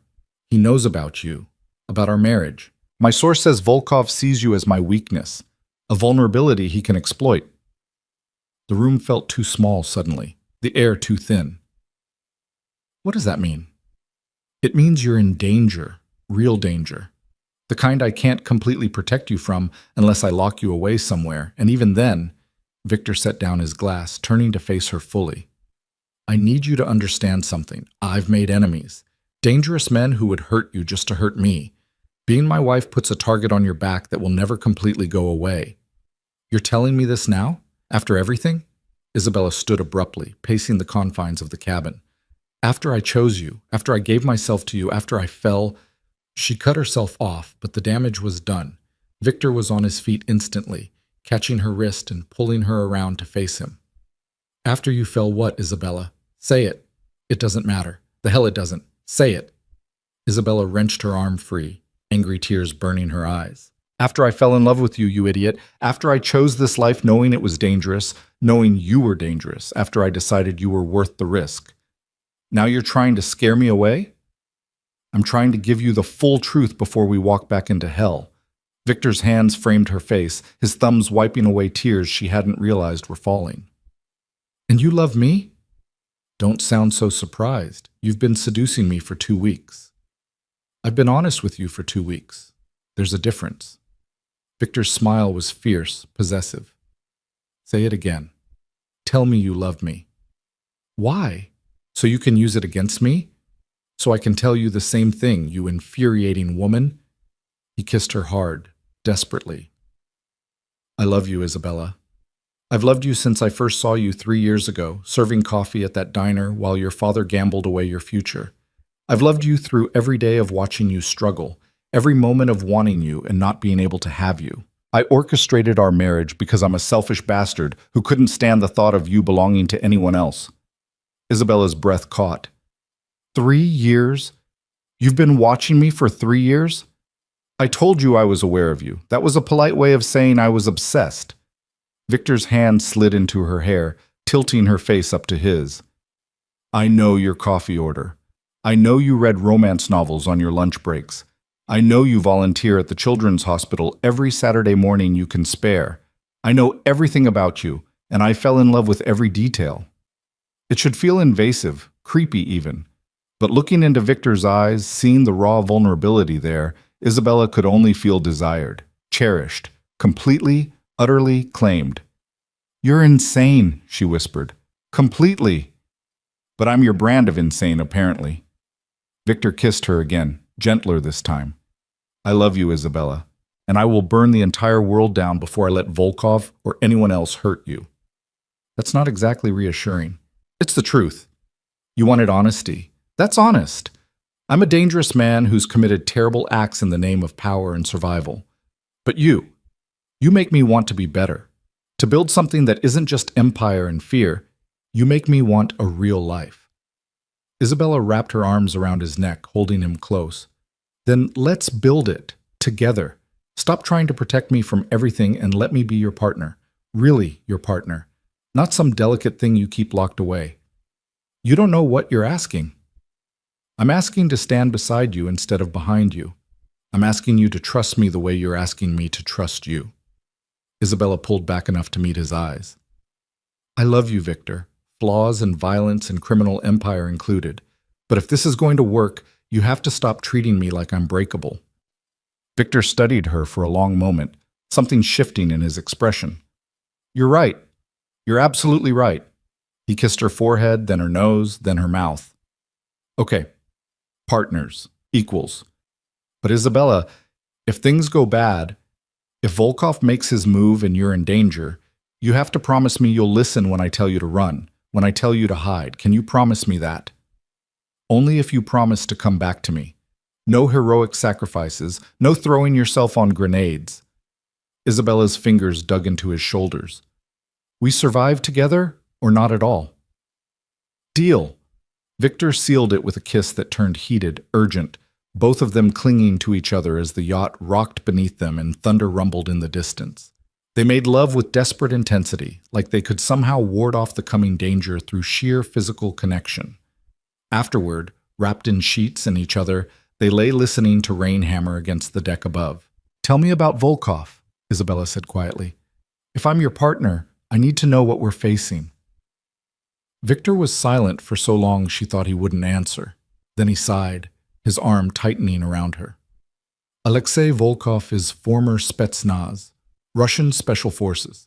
He came to America 5 years ago with money from oligarchs who wanted a foothold in our markets. Started with legitimate businesses, restaurants, nightclubs, then expanded into protection rackets, smuggling, arms dealing. He's ambitious, ruthless, and he doesn't respect the established order. Meaning you. Meaning the families who've controlled this city for decades. We have rules, territories, agreements that keep the peace and keep civilian casualties minimal. Volkov doesn't care about any of that. He sees rules as weakness to exploit. Victor's fingers traced patterns on her shoulder absently. 6 months ago, he approached me with a proposal. He wanted to partner on a weapons deal. I refused. I don't deal in weapons. Too much heat, too much risk. He took that refusal as an insult. So this is about wounded pride? It's about power. In our world, respect is everything. By refusing him publicly, I made him look weak to his backers. Now he has to respond or lose credibility. Victor shifted, propping himself on one elbow to look down at her. He's been systematically attacking my operations. Nothing major yet. A shipment intercepted here, a warehouse fire there, testing my defenses. Looking for weak points. And he found me. He found us. The fact that I married you, that I took you on a honeymoon, that I've been absent from the city for 2 weeks, all of that tells him I care, that you matter. And anything that matters to me is a weapon he can use. Isabella's blood ran cold. So what do? We go back, I deal with Volkov before he can make his move, and you stay safe, surrounded by security, until the threat is neutralized. Victor's expression hardened. I have a compound in the mountains, remote, heavily guarded. I'm sending you there tomorrow." "Absolutely not." Isabella sat up, clutching the sheet to her chest. "You just said we're partners, equals. Now you want to ship me off to some fortress while you handle everything? I want you alive, Isabella. That's not negotiable. Neither is me hiding while you fight my battles." Her jaw set stubbornly. "I'm not some damsel in a tower, Victor. I'm your wife. Where you go, I go. This isn't a fairy tale. This is real danger. Men with guns who won't hesitate to put a bullet in you to get to me. Then teach me to shoot back." Victor stared at her like she'd grown a second head. "What?" "You heard me? If I'm going to be in danger anyway, teach me to defend myself. Teach me how to survive in your world instead of just hiding from it." Isabella grabbed his hand, holding it tight. "I'm not running, Victor. I'm not spending the rest of our marriage locked in a safe house while you risk your life. We're in this together." "You're insane." "I'm in love with a crime lord. Insanity is a given." Isabella leaned forward, kissing him firmly. "Please, trust me enough to let me fight beside you, in whatever way I can." Victor closed his eyes, jaw working as he fought some internal battle. When he finally opened them again, the look in them made Isabella shiver. "If I agree to this, and that's a massive if, you do exactly what I say. No arguments, no improvising, no heroics. You follow orders like your life depends on it, because it will. Understood?"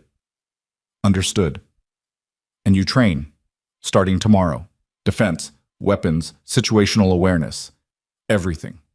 Victor's hand cupped the back of her neck possessively. "I won't let you be a liability, Isabella. If you're going to insist on being involved, you'll be an asset, capable of protecting yourself when I can't be there." "I can do that." "You'd better, because if anything happens to you, if Volkov or anyone else hurts you, there won't be enough left of this city to bury when I'm done." The promise was delivered calmly, matter-of-factly, which somehow made it more terrifying than if he'd shouted it. This was the man she'd married, the one capable of apocalyptic violence, the one who loved her enough to destroy everything for her safety. Isabella should be horrified. Instead, she pulled him down into another kiss, pouring every ounce of her love and trust and determination into it. When they broke apart, both breathing hard, she whispered against his mouth, "Then let's make sure nothing happens. Together." They sailed back to the island as dawn broke, the storm having passed during the night.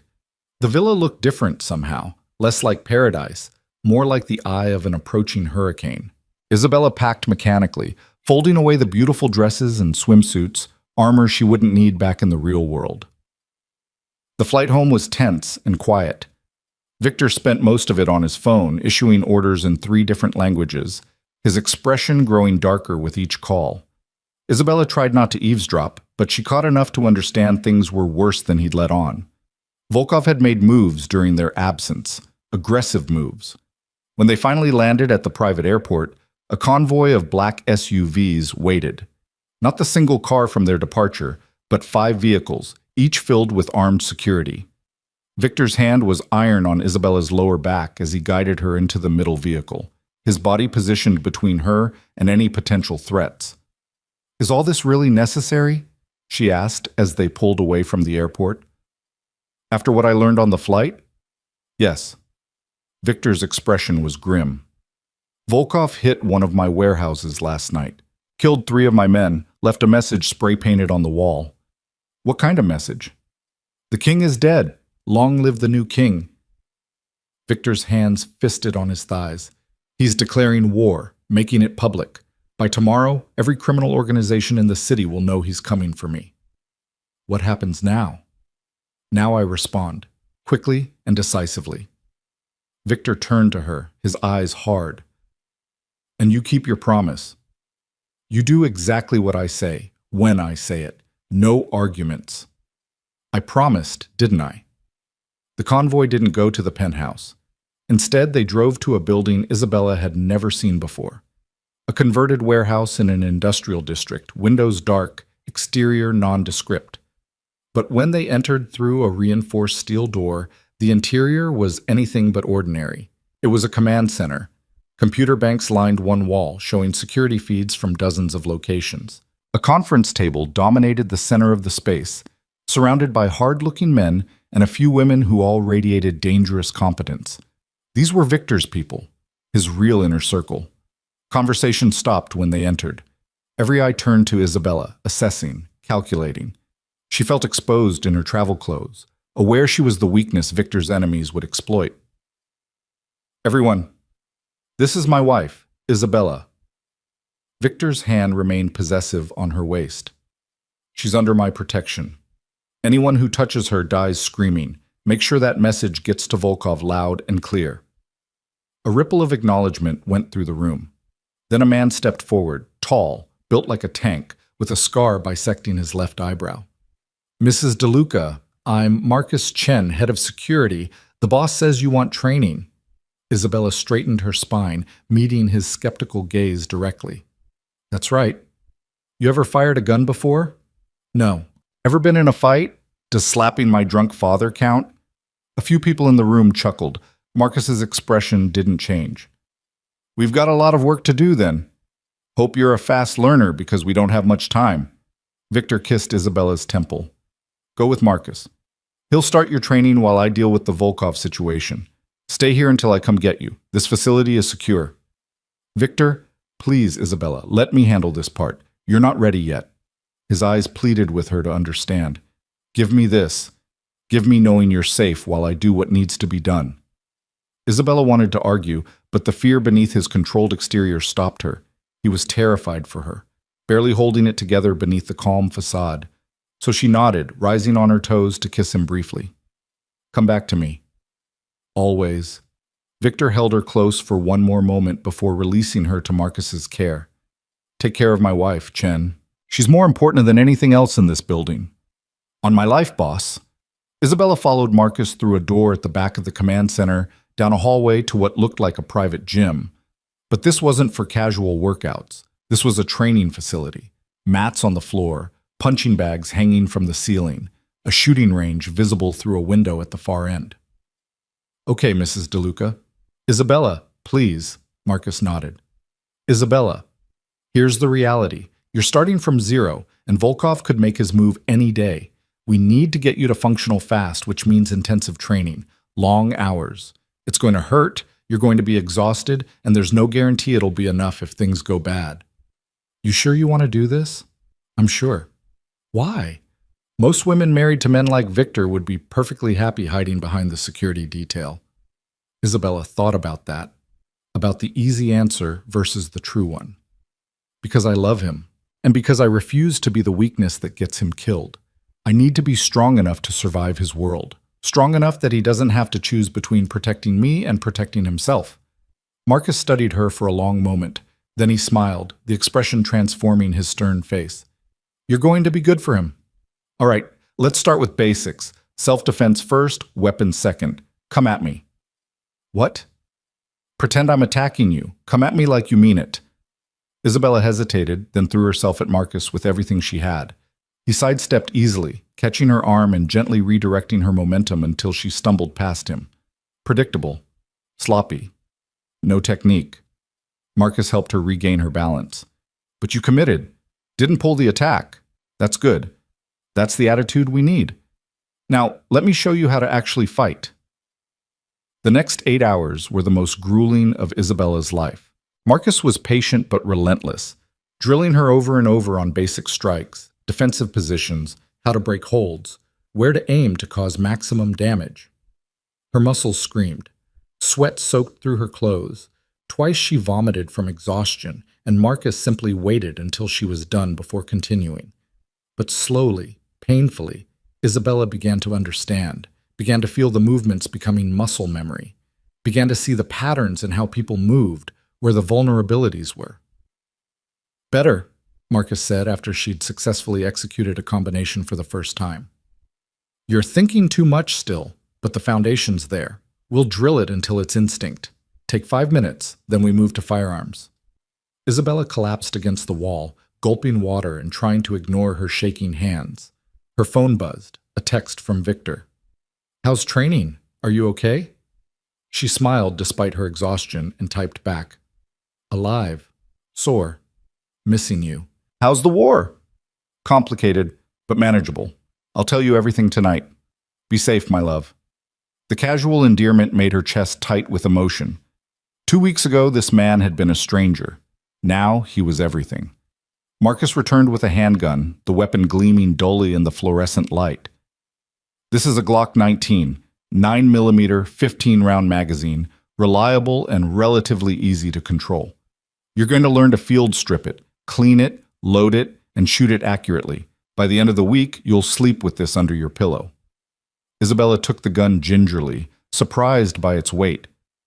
It's heavier than I expected. That's the weight of life and death in your hands. Respect it. Fear it. But don't hesitate to use it if you have to. Marcus guided her hands into proper position. Now, let me teach you how to not shoot yourself.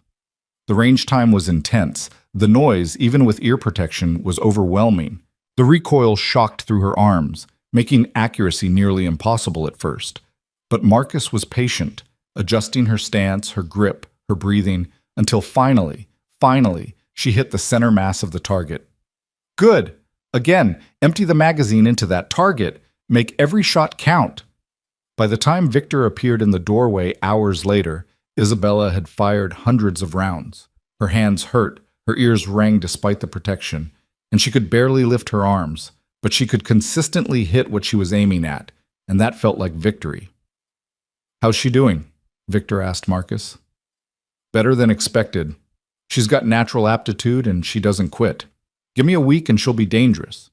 Give me a month and she'll be lethal. Marcus handed the gun to Isabella. Take this with you. Keep it close. The boss will show you where he wants you to carry it. Victor's expression was complicated as he approached. Pride mixed with regret. Love tangled with fear. Come on, let's get you home. You need food and rest. Home.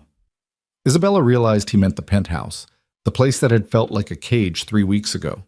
Now walking out to the waiting SUV with Victor's arm around her shoulders, it felt different, like a fortress instead of a prison, a place they'd defend together. The ride was quiet, both of them exhausted. At the penthouse, Victor ordered food while Isabella showered, washing away the sweat and gunpowder residue and fear. When she emerged, dressed in soft clothes, she found Victor on the terrace, staring out at the city lights. Tell me what happened today, she said, wrapping her arms around him from behind.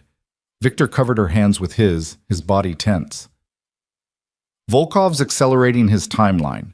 My sources say he's planning something big for the end of the week, something public. He wants to make a statement, prove he's the future and I'm the past. What kind of statement? I don't know yet, but Isabella... Victor turned in her arms, his face grave. I think he's going to come after you. Try to take you to force my hand. It's what I would do in his position. Eliminate the one thing that could make me act irrationally. Then we don't let him take me.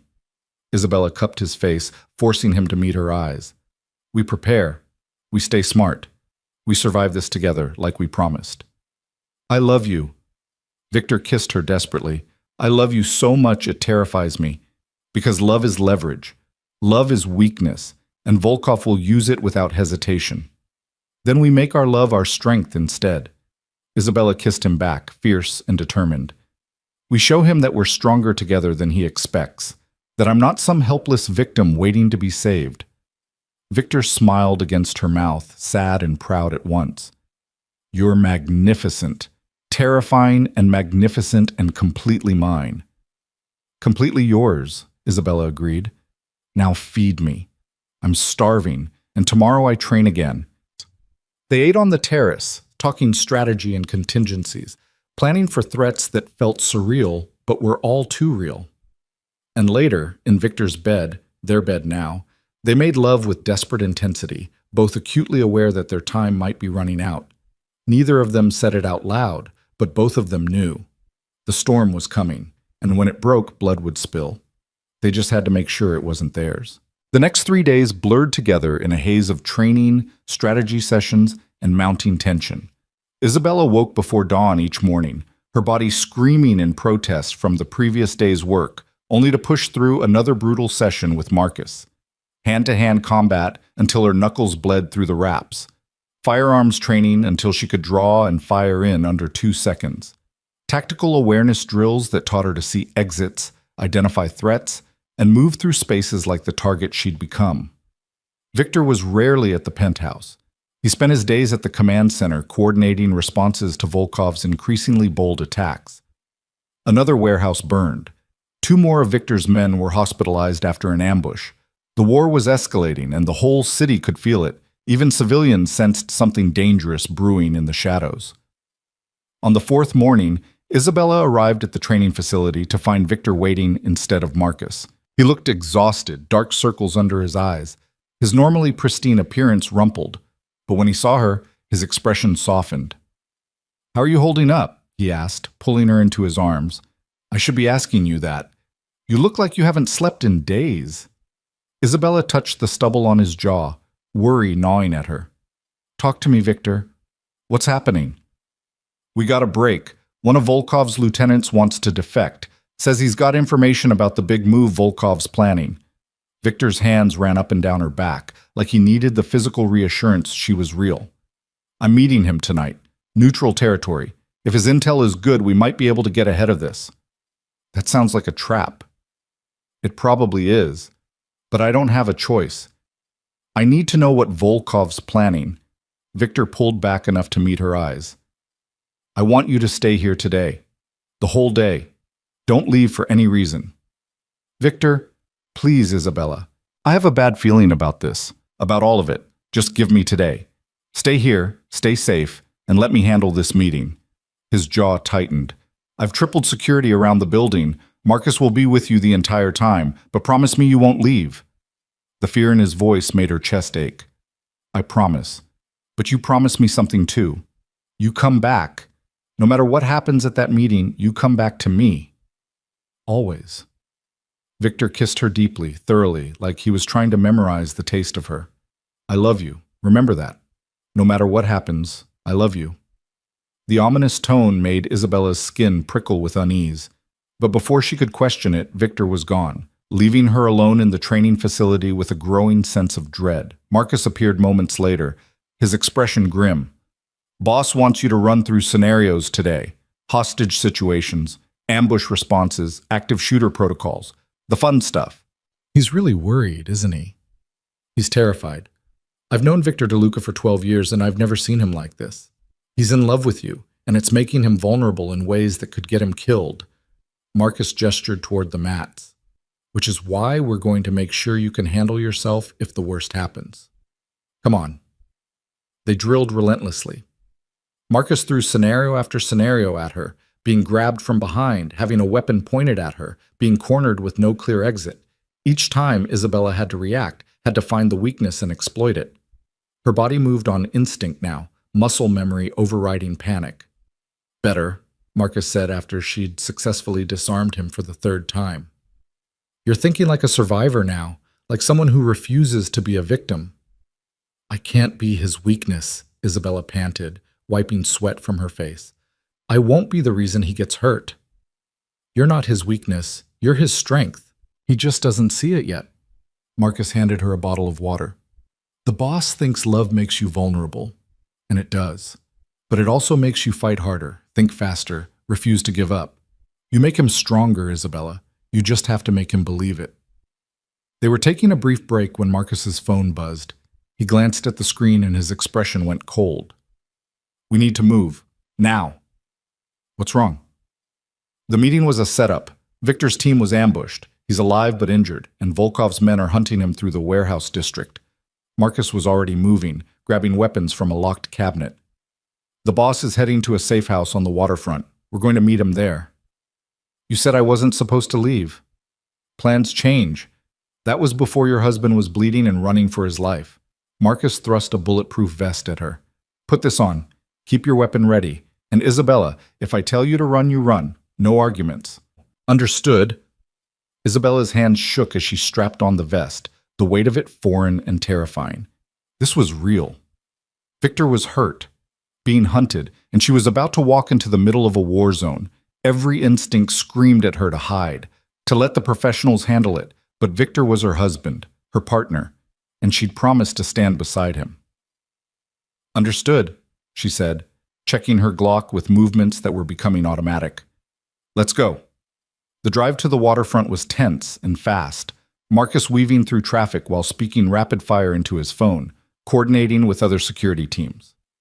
Isabella sat in the back, weapon in hand, watching the city blur past and trying to control her racing heart.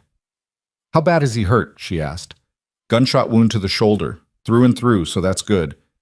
But he's lost blood and Volkov's got teams combing the area. Marcus took a corner hard enough to make the tires squeal. The safe house is secure. Once we get him there, we can regroup. They pulled up to a nondescript building wedged between abandoned warehouses, the waterfront visible beyond. Marcus killed the engine and turned to Isabella. Stay behind me. Move when I move. Stop when I stop. If shooting starts, get down and stay down unless you have a clear shot. Remember your training. I remember. They exited the vehicle and Marcus led her quickly toward a rusted metal door. He knocked in a specific pattern, 3 quick, 2 slow, 3 quick, and the door opened immediately. Another security guard ushered them inside, his weapon drawn and ready. The interior was Spartan but functional, concrete floors, minimal furniture, windows boarded up, and there, slumped against a wall with blood soaking through his shirt, was Victor. Isabella, her name was rough, pained. You shouldn't be here. I told Marcus to keep you at the facility. And I told him that wasn't happening. Isabella dropped to her knees beside him, hands hovering over his wound, afraid to touch and cause more damage. How bad is it? I've had worse. Victor's smile was pained but genuine. But I'm not going to lie. It hurts like hell. A woman appeared from a back room, older, gray-haired, carrying a medical kit. Move aside, dear. Let me work. Isabella shifted but kept hold of Victor's uninjured hand as the woman, a doctor clearly, cut away his shirt and began cleaning the wound. Victor's jaw clenched against the pain, but he didn't make a sound, his eyes fixed on Isabella's face. The meeting was a trap, he said quietly. Volkov's lieutenant was bait. They were waiting for me. If my team hadn't been paranoid enough to scout the location first, I'd be dead. But you're not. You're here. You're alive. Isabella squeezed his hand, trying to pour all her love and relief into the touch. That's what matters. He knows about this location. It's only a matter of time before he sends people here. Victor winced as the doctor probed the wound. We need to move as soon as I'm patched up. Get to the secondary location. Marcus appeared in the doorway. Boss, we've got a problem. Volkov's men just hit 2 of our other safe houses simultaneously. They're systematically eliminating your bolt holes. How many locations have we got left? 3. But if they hit those the same way? Marcus didn't need to finish the sentence. Victor's expression hardened despite the pain. Then we don't run. We end this. Tonight. He looked at the doctor. How fast can you patch me up enough to function? I can stop the bleeding and stabilize you, but you need surgery to properly repair the damage. And painkillers will make you sluggish. No painkillers. I need to be sharp. Victor's voice was absolute. Just stop the bleeding. The doctor muttered something in what sounded like Russian, but complied, working quickly to clean and bandage the wound. Isabella watched, helpless, as Victor's blood soaked through gauze and his face went progressively paler. What's the plan? She asked Marcus. Honestly, we're making this up as we go. Volkov's moving faster than we expected. He's got more resources, more men. We're outnumbered and outgunned. Marcus's expression was bleak. Our best bet is to go to ground, wait for him to overextend, then strike back hard. Or we give him what he wants, Victor said quietly. Every head in the room turned to stare at him. Isabella's stomach dropped. What are you talking about? He wants me. Wants to prove he's stronger, that he can take my empire. He's been using Isabella as bait to draw me out, but it hasn't worked because I've kept her hidden. Victor's gray eyes met hers, filled with something that looked like apology. What if we stop hiding? What if we give him a target he can't resist? Absolutely not, Isabella said immediately. You are not using yourself as bait. Not me. Us. Victor's hand tightened on hers. Think about it. Volkov wants to make a statement. He wants the whole city to see him take down Victor DeLuca. What better statement than taking my wife right in front of me? Have you lost your mind? Marcus stepped forward, his voice hard. You're talking about putting Isabella directly in harm's way. That goes against everything. Everything I've been trying to protect her from, I know. Victor's gaze never left Isabella's face. But she's not some helpless victim anymore.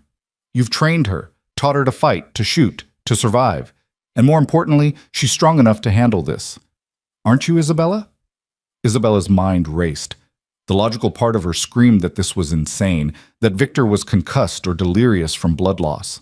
But another part, the part that had spent 3 days training for exactly this kind of situation, understood the cold tactical logic. You want to draw Volkov out by making me the target, she said slowly. Make him think he has a chance to take me, use me against you. But it's a trap. Exactly. We choose the location, control the variables, have our people in position. Victor struggled to sit up straighter, grimacing. Volkov thinks you're my weakness. We turn that against him, make him believe he's winning right up until the moment we spring the trap. This is insane, Marcus repeated. Isabella's had 3 days of training. 3 days. She's not ready for this. She's ready enough. And she's the only leverage that will make Volkov commit completely. He won't be able to resist. Victor looked at Isabella, his expression intense. But I won't do this without your consent. This is your choice. You can say no. You can go to the mountain compound like I originally wanted, and we'll find another way. Isabella thought about the past 3 weeks, about choosing Victor, about demanding to be his partner instead of his protected possession, about all the training and preparation for exactly this moment. She thought about the woman she'd been when she'd walked into that courthouse, terrified, powerless, trapped. She wasn't that woman anymore. Tell me the plan, she said. All of it. If I'm going to be bait, I need to know every detail. Relief and pride warred on Victor's face. Marcus looked like he wanted to argue, but knew it was pointless. The doctor just shook her head and went back to bandaging Victor's shoulder with renewed urgency. There's a charity gala tomorrow night at the Grandview Hotel, Victor began, his voice taking on the cool, calculated tone of a strategist. High-profile event, lots of witnesses, security, cameras. I was supposed to attend but canceled when Volkov's threats escalated. What if I uncancel? Show up with my beautiful wife, make a very public appearance. Volkov will see it as an opportunity, Marcus said, understanding dawning. You're wounded, distracted. Your wife is exposed. He'll have to make a move. Exactly. And we'll be ready for him. Our people positioned throughout the venue, exits covered, every contingency planned. Victor's eyes were hard now. The crime lord fully emerged despite his injury. We end this tomorrow night, one way or another. And if it goes wrong? Isabella asked. If Volkov's men get to me before yours can stop them? Then you fight. You survive. You use everything Marcus taught you, and you stay alive until I can get to you. Victor pulled her close despite the pain it must have caused. But it won't come to that. I promise you, Isabella, I will not let him take you. You can't promise that. Not in the middle of a gunfight. Then I'll promise this instead. If he takes you, I'll burn the entire city to ashes to get you back. There won't be a hole deep enough for Volkov to hide. I will find him, and I will make him regret ever learning your name. The vow was delivered with such absolute conviction that Isabella believed every word. Victor DeLuca would wage war for her, would destroy everything and everyone who stood between them. Okay, she said. We do this. Tomorrow night. Together. They spent the rest of the day planning. Marcus brought in blueprints of the Grandview Hotel, mapping out every entrance and exit, every possible position for Volkov's men. They identified choke points, established fallback positions, coordinated with Victor's security team to have people in place hours before the event. Isabella was given specific instructions. Stay close to Victor at all times. If shooting started, get to the designated safe room on the 3rd floor. If separated from Victor, follow Marcus's orders without question. If grabbed by Volkov's men, fight dirty and fight hard. Eyes, throat, groin, anything to create an opening for rescue. One more thing, Marcus said, producing a small device that looked like an expensive piece of jewelry. This is a panic button disguised as a bracelet. You press this clasp 3 times quickly, and it sends an immediate alert to every member of the security team with your exact location. Wear it tomorrow night. Isabella took the bracelet, the weight of it heavier than its delicate appearance suggested. This was really happening. Tomorrow night, she'd walk into a room full of powerful people while assassins hunted her husband and saw her as a target. She should be terrified. And she was. But underneath the fear was something else. Determination, resolve, the absolute certainty that she would not let Volkov win. Victor was watching her, his expression unreadable. You can still change your mind. I'll put you on a helicopter to the compound right now if you want. No judgment. I'm not changing my mind. We're partners, remember? We do this together. Isabella crossed the room to him, careful of his injured shoulder as she wrapped her arms around him. I trust you, Victor. I trust your plan, and I trust myself to handle whatever comes. I don't deserve you, he murmured against her hair. But I'm selfish enough to keep you anyway. They stayed at the safe house that night, too dangerous to move in the dark. Isabella lay awake for hours, pressed against Victor's uninjured side, listening to him breathe and trying not to think about all the ways tomorrow could go wrong. Can't sleep? Victor's voice was quiet in the darkness. Too much adrenaline, too much thinking. Isabella tilted her head to look at him. Tell me something true. Something you've never told anyone else. Victor was silent for so long she thought he wouldn't answer. Then his hand found hers in the dark, fingers lacing together. I was 12 when I killed someone for the first time. A man who'd hurt my sister. The police called it self-defense, but that's not what it was. It was revenge. Cold, calculated, and I felt nothing afterward except satisfaction that he couldn't hurt her anymore. Isabella's breath caught. She'd known Victor was dangerous, but hearing him talk about childhood murder was different than abstract knowledge. My sister died anyway, Victor continued, his voice flat. Different man, 2 years later. I was too young, too weak to protect her. By the time I was strong enough, she was already gone. Everything I've built since then, the power, the empire, all of it, it's so I'm never too weak to protect someone I love again. Is that why you're so determined to protect me? Because you couldn't save her? Partly. But mostly because the thought of losing you is unbearable in a way I've never experienced. My sister's death broke something in me. Losing you would destroy what's left. Victor turned his head to look at her, his eyes catching the faint light from the boarded window. I know it's not healthy. I know I'm probably too possessive, too controlling. But Isabella, you're everything to me. My redemption, my second chance. The proof that I can build something good instead of just destroying what's rotten. Tears pricked Isabella's eyes. You're not broken, Victor. You're just human. Complicated and flawed and carrying too much pain. But you're not broken. You make me believe that. You make me want to be the man you see instead of the monster I know I am. He kissed her forehead gently. Tomorrow, no matter what happens, remember that I love you. That everything I do is to keep you safe. I know, and I love you too. Enough to walk into danger beside you instead of hiding from it. Isabella pressed closer, careful of his wound. We're going to survive this, Victor. We're going to win. And then we're going to build the life we talked about on that island. Promise? Promise. They finally slept, tangled together, drawing strength from each other's presence. When Isabella woke, gray dawn light was filtering through the boards and Victor was already up, moving stiffly as he dressed in clothes Marcus had brought. How's the shoulder? She asked. Manageable. The doctor gave me some local anesthetic and strict orders not to use my left arm if possible. Victor's smile was wry. Good thing I shoot right-handed. The day passed in tense preparation. Isabella showered and changed into clothes appropriate for a charity gala, a stunning midnight blue gown that Victor's people had somehow procured overnight. It was beautiful and elegant, with strategic modifications Marcus had requested. The skirt had a hidden slit for mobility. The bodice had reinforced panels that functioned as light armor. A holster was custom fitted to her thigh, invisible beneath the fabric. You look beautiful, Victor said when she emerged. He was in a tuxedo despite his injury, looking every inch the powerful businessman instead of the wounded crime lord. And dangerous. I like it.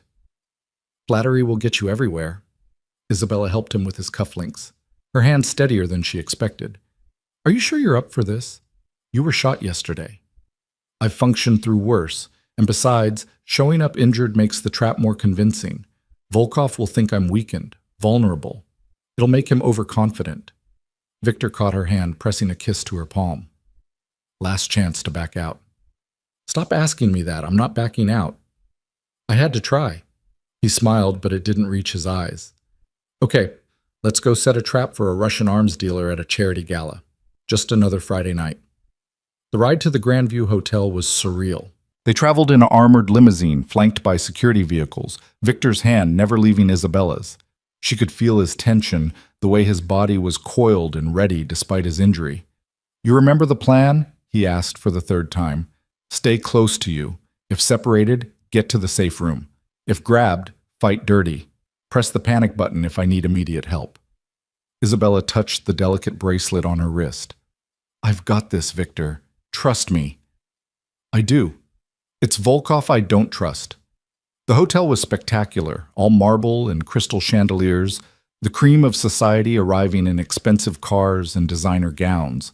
Security was tight, metal detectors at the entrance, guards checking invitations. But Isabella knew that Victor's people were here too, disguised as staff, as guests, positioned throughout the building. They made their entrance together, Victor's hand possessive on her waist. Conversations paused. Heads turned. Everyone knew who Victor DeLuca was, and the fact that he'd brought his new wife to such a public event was causing ripples of speculation. They're staring, Isabella murmured. Let them. I want everyone to see you, to know you're mine, to know that anyone who touches you is declaring war on me. Victor's voice was low, dangerous. And I want Volkov to see, to know his opportunity is here. They circulated through the ballroom, Victor accepting congratulations on their marriage and making small talk with people Isabella vaguely recognized from news reports. Business leaders, politicians, people who benefited from Victor's empire while pretending not to know how he'd built it. Isabella played her part perfectly, smiling and gracious, the devoted wife. But her eyes were constantly scanning, looking for threats, for anything out of place. Marcus had taught her well. An hour into the event, Victor's phone buzzed. He glanced at it, his expression hardening. Volkov's here. 3rd floor, he's not even trying to hide. That's bold. That's arrogant. He thinks he's already won. Victor's jaw tightened. Stay close. This is about to get interesting. They moved through the crowd toward the elevators, Victor's security team subtly repositioning to create a protective barrier. The ride to the 3rd floor was tense, Isabella's hand on the weapon strapped to her thigh, ready. The 3rd floor was quieter, designated for private meetings and smaller events. And there, standing in the hallway with 4 armed men flanking him, was Alexei Volkov. He was younger than Isabella expected, maybe 40, with cold blue eyes and a smile that never reached them. He looked at her like she was a commodity to be acquired. Victor DeLuca, I heard you were injured. Should you be out of bed? Volkov's English was accented but perfect. And this must be the famous wife. Isabella, yes? Even more beautiful than the photographs. Volkov. Victor's voice was ice. You've been making a lot of noise lately. Thought we should talk. Civilized men. No violence, just a conversation about the future. The future where I control your territory? Yes, let's discuss that. Volkov's smile widened. But first, why don't we have your wife wait elsewhere? This is business, not for delicate ears. My wife stays with me, always. Victor's hand tightened on Isabella's waist. Anything you have to say to me, you can say in front of her. Touching. The great Victor DeLuca, brought low by love. Your predecessors must be spinning in their graves. Volkov took a step closer, his men moving with him. I'll make this simple. You have something I want. Territory, connections, respect, and I'm going to take it. The question is whether you're smart enough to walk away while you still can. And if I'm not, then people you care about get hurt, starting with the pretty little wife you're so desperate to protect. Volkov's eyes fixed on Isabella with predatory intent. I wonder how long you'd hold out if I had her. How much of your empire you'd trade for her safe return. Shall we find out? Everything happened at once. Volkov's men reached for their weapons. Victor shoved Isabella behind him. The hallway exploded into chaos as Victor's security team emerged from hidden positions, weapons drawn. Gunfire erupted, the sound deafening in the enclosed space. Isabella dropped to the floor like Marcus had taught her, rolling behind a decorative column. Her hand found her weapon, drew it smoothly. Training took over, muscle memory overriding panic. Victor was fighting despite his injury, moving with lethal efficiency. But there were too many of Volkov's men, and they were focused on separating him from Isabella. She saw Victor go down under two attackers, saw Volkov moving toward her with clear intent. She fired. The shot went wide. Adrenaline made her hands shake, but it was enough to make Volkov dive for cover. Isabella scrambled backward, heading for the safe room Marcus had shown her on the blueprints. She could hear Marcus shouting orders, hear the ongoing firefight behind her. Then hands grabbed her from behind. Isabella reacted on pure instinct. Elbow back into ribs, stomp down on instep, twist and break the grip. She spun, weapon coming up, and fired point blank into her attacker's chest. The man went down, dead before he hit the floor. Isabella stared at him for one frozen moment, shock threatening to overwhelm her. She'd just killed someone. Actually killed another human being. "Isabella, move!" Marcus's voice cut through her paralysis. She ran, making it to the safe room and slamming the door shut. Her hand shook as she engaged the locks, pressed her back against the wall, tried to catch her breath. The panic button. She should activate it. But before she could, the door exploded inward. Volkov stood in the entrance, blood running from a cut above his eye, his expression furious. Clever girl, but not clever enough. Isabella raised her weapon, but Volkov was faster. He kicked it from her hand, grabbed her by the throat, and slammed her against the wall hard enough to make stars explode across her vision. "You're going to be the reason Victor DeLuca dies," Volkov hissed in her face. "And you're going to watch while I do it." Then everything went black. Isabella woke to the sound of water and the nauseating rock of a boat beneath her. Her head throbbed where it had hit the wall, and her throat burned where Volkov's fingers had crushed her windpipe. She tried to move and realized her hands were zip-tied behind her back, her ankles bound together. Panic flared hot and immediate before training kicked in. Stay calm, assess the situation, look for opportunities. She was on a yacht, not Victor's elegant vessel, but something smaller, faster. Through a porthole she could see darkness and choppy water. They were moving, heading away from the city lights visible in the distance. "Awake, I see." Volkov's voice came from behind her. "Good. I was worried I'd hit you too hard. Killing you quickly wouldn't serve my purposes."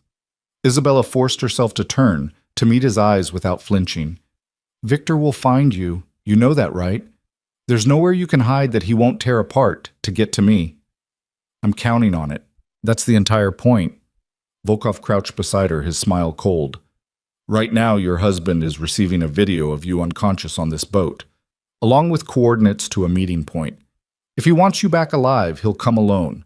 No security, no backup, just Victor DeLuca, wounded and desperate, walking into a trap.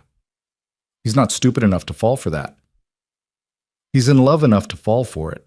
Love makes even brilliant men into fools." Volkov stood, checking his watch. "We have about an hour before we reach the rendezvous point. An abandoned oil platform 15 miles offshore. Very private, very remote. The perfect place for Victor DeLuca to die. And then what? You kill him, you kill me, and somehow that gives you his empire?" Isabella forced a laugh despite her fear. "His organization will tear you apart. You'll have every family in the city hunting you. They'll fall in line once they see I'm willing to do what Victor wasn't, to be as ruthless as necessary, to show no weakness." Volkov's expression darkened. "Your husband thought he could modernize the business, make it cleaner, more legitimate. He forgot that this world respects only one thing, strength demonstrated through violence. I'm going to remind everyone of that lesson." Isabella's mind raced. An hour. She had an hour to either escape or find a way to warn Victor that this was a trap. The panic button bracelet was gone. Volkov must have removed it. Her weapon was long lost. She had nothing but her hands and her training and the absolute certainty that she would not let this man win. "You made a mistake," she said quietly. "Oh? And what's that?" "You assumed I was helpless, that I was just some civilian wife who'd break easily." Isabella met his eyes directly. "But Victor didn't just marry me and hide me away. He made me his partner, taught me to fight, to survive. You're not holding some terrified victim, Volkov. You're holding a woman who will do whatever it takes to destroy you." For just a moment, uncertainty flickered across Volkov's face. Then he backhanded her, hard enough to split her lip. "Brave words from someone tied up and helpless. Let's see how brave you are when you watch your husband die." He left, climbing up to the deck. Isabella heard him talking to his men in Russian, their voices carrying over the engine noise. She forced herself to focus past the pain, past the fear, to think tactically like Marcus had taught her. The zip ties were tight, but not impossible. If she could find something sharp, something to cut them. She twisted, scanning the cabin. It was sparse, a few storage lockers, navigation equipment, nothing immediately useful. But there, an exposed screw on the bench seat, the edge slightly raised. Isabella worked her way across the floor, her bound ankles making movement awkward. It took precious minutes to position herself, to get the zip tie against that screw edge and start sawing. The plastic was thick and the angle was wrong and her shoulders screamed in protest, but she kept working. 5 minutes. 10. The yacht's engine changed pitch, slowing. They were approaching the oil platform. The zip tie snapped. Isabella nearly sobbed with relief as her hands came free. She quickly untied her ankles, blood rushing back into her extremities with painful pins and needles. She had maybe minutes before Volkov came back to get her. She needed a weapon, needed a plan. The storage lockers. She tore through them, finding emergency supplies, flares, a first aid kit, and there, a marine knife, serrated and sharp. Not a gun, but better than nothing. Footsteps on the stairs. Isabella shoved the knife into her ruined dress, positioned herself exactly where she'd been, hands behind her back as if still bound. She let her head loll, played unconscious. The door opened. Volkov's footsteps approached. "Time to wake up, Mrs. DeLuca. Your husband is here. Right on schedule, the lovesick fool." Victor was here. Had walked into the trap just like Volkov predicted. Isabella's heart clenched with fear and love and desperate determination. She had to act now, while she had the element of surprise. Volkov grabbed her arm to haul her up. Isabella exploded into movement, the knife appearing in her hand as she drove it toward his throat. He twisted at the last second, the blade scoring his shoulder instead of his jugular. Volkov roared in pain and fury, slamming her against the bulkhead. "You little—" His hands closed around her throat again, squeezing. Isabella kneed him in the groin with everything she had. As his grip loosened, she brought the knife up again, this time catching him across the ribs. Blood bloomed across his white shirt. He stumbled back, shock and rage warring on his face. Isabella didn't wait. She bolted for the stairs, taking them 2 at a time. The deck was chaos. Volkov's men shouting, the yacht tied up to the rusted oil platform, rising from the dark water like a skeleton. And there, on the platform, she saw him. Victor. He stood alone at the edge of the platform, hands raised, his injured shoulder obviously paining him. 4 of Volkov's men surrounded him, weapons drawn. It was exactly the trap Volkov had described. "Victor!" Isabella's scream cut through the night. Everything happened fast. Victor's head whipped toward her voice. The momentary distraction was all he needed. He moved with lethal speed despite his injury, disarming the closest gunman and using him as a shield as the others opened fire. The night exploded with muzzle flashes and the crack of gunfire. Isabella ran toward the platform, Volkov's wounded roar behind her. One of his men appeared in her path, and she didn't hesitate, driving the knife into his thigh and shouldering past him as he fell screaming. She reached the platform just as Victor eliminated the last of his immediate attackers. Their eyes met across the distance, and the relief and fear and love in his expression nearly broke her. "Behind you!" he shouted. Isabella spun. Volkov was there, blood-soaked and furious, a gun in his hand pointed directly at her chest. "This ends now," he snarled. "You first, then your husband, then I take everything he built." The gunshot was deafening. But it wasn't Volkov who fired.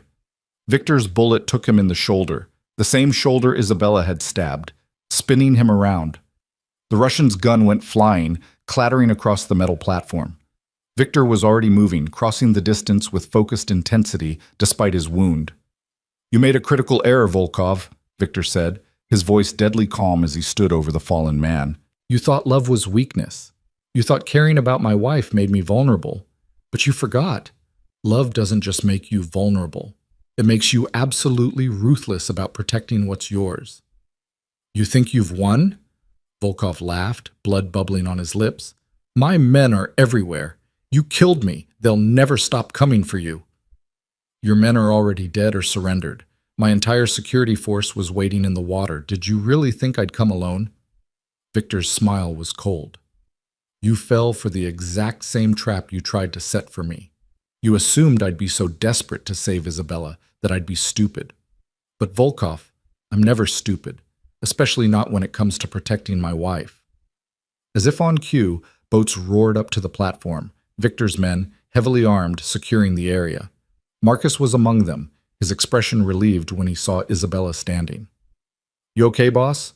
He called up. We're fine. Get medical up here, and someone secure Volkov. He's going to answer a lot of questions before this is over. Victor finally turned to Isabella, his control cracking. Are you hurt? Bruises, cut lip, nothing serious. Isabella was shaking now, adrenaline crash hitting hard. Victor, I killed someone. At the hotel, one of Volkov's men grabbed me and I know, I saw. Victor pulled her against him, careful of both their injuries. You did what you had to do to survive, to fight back. I'm so proud of you, Isabella, and so incredibly grateful you're alive. He knew. Volkov knew you'd come for me, that you'd risk everything. Isabella's hands fisted in Victor's jacket. He was right. You walked into his trap. Not his trap, ours. Victor tilted her face up, his thumb gentle on her split lip. I knew he'd take you. Knew he'd use you to draw me out. That's why we prepared. Why I had teams in position. Why I made sure he thought he was winning right up until the moment he lost. You were never bait, Isabella. You were the queen on the chessboard, the piece that forced him to overcommit and expose himself. That's a very flattering way of describing me getting kidnapped and almost strangled.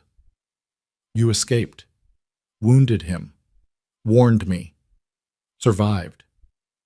Victor's kiss was gentle despite the violence surrounding them.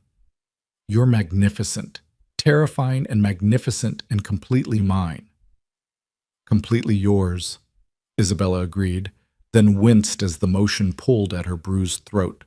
Medical personnel swarmed the platform, checking both of them despite their protests. Victor's shoulder wound had reopened during the fight, soaking through his bandages. Isabella's throat was already bruising in the shape of Volkov's fingers, and she had various cuts and scrapes from her escape. You both need a hospital, the medic said firmly. We need to finish this first. Victor's eyes were on Volkov, who was being restrained by 3 of his men. I want him conscious. I want him to understand exactly what's about to happen. Marcus approached, his expression grim. Boss, we've got a situation. Volkov's backers, the Russian oligarchs who funded him, they're not going to be happy he failed. They might send more people. Then we make sure they know not to. Victor straightened despite his obvious pain. Volkov made this public. Attacked me in front of witnesses at a charity gala. Kidnapped my wife. Everyone in our world is watching to see how I respond. If I show mercy, if I let this slide, every ambitious punk with a gun will think they can take a shot at my empire. Isabella understood what he was saying, what he was about to do. She should be horrified, should try to stop him. But looking at Volkov, the man who'd strangled her, who'd planned to make her watch Victor die, she felt no sympathy. Only cold satisfaction that he would pay for his crimes. What do you need from me? She asked quietly. Victor looked surprised. Nothing. You should go back to the city. Let the doctors check you out. You've done enough. I'm staying. If you have to do something terrible, I'm not making you do it alone.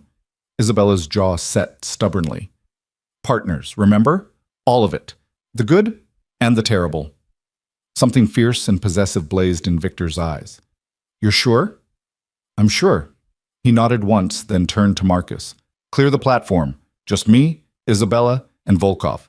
Everyone else back to the boats. There was no argument. Within minutes, the platform was empty except for the 3 of them. Volkov, bleeding and restrained, Victor standing over him with Isabella at his side. You wanted to take my empire, Victor said, his voice carrying clearly in the night air. Wanted to prove you were stronger, more ruthless. But Volkov, You never understood what really makes someone powerful in this world. It's not just violence. It's knowing when to use it and when to show restraint. It's building loyalty instead of demanding it through fear. It's having something worth fighting for instead of just fighting because you can. Spare me the philosophy, Volkov spat. You're going to kill me. Just do it and stop pretending you're better than me. I am better than you because I built something that will last. Because people follow me out of respect, not terror. Because I found someone worth changing for. Victor's hand found Isabella's, squeezing gently. You're right about one thing, though. I am going to kill you, but not because I'm ruthless or cruel, because you're a threat to everything I've built, to the woman I love, and I eliminate threats. The gunshot echoed across the water. Volkov slumped, dead before his body hit the platform. Victor stood over him for a moment, his expression unreadable, before turning away. It's done, he said quietly. Marcus, get the body. Make sure Volkov's backers receive a clear message about what happens when they send assassins after me. The boats returned. Victor's men handled the cleanup with professional efficiency. Isabella stood beside her husband, their hands still clasped, watching the organized chaos.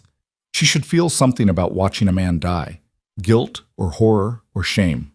But all she felt was relief that the threat was gone, that Victor was safe, that they'd survived.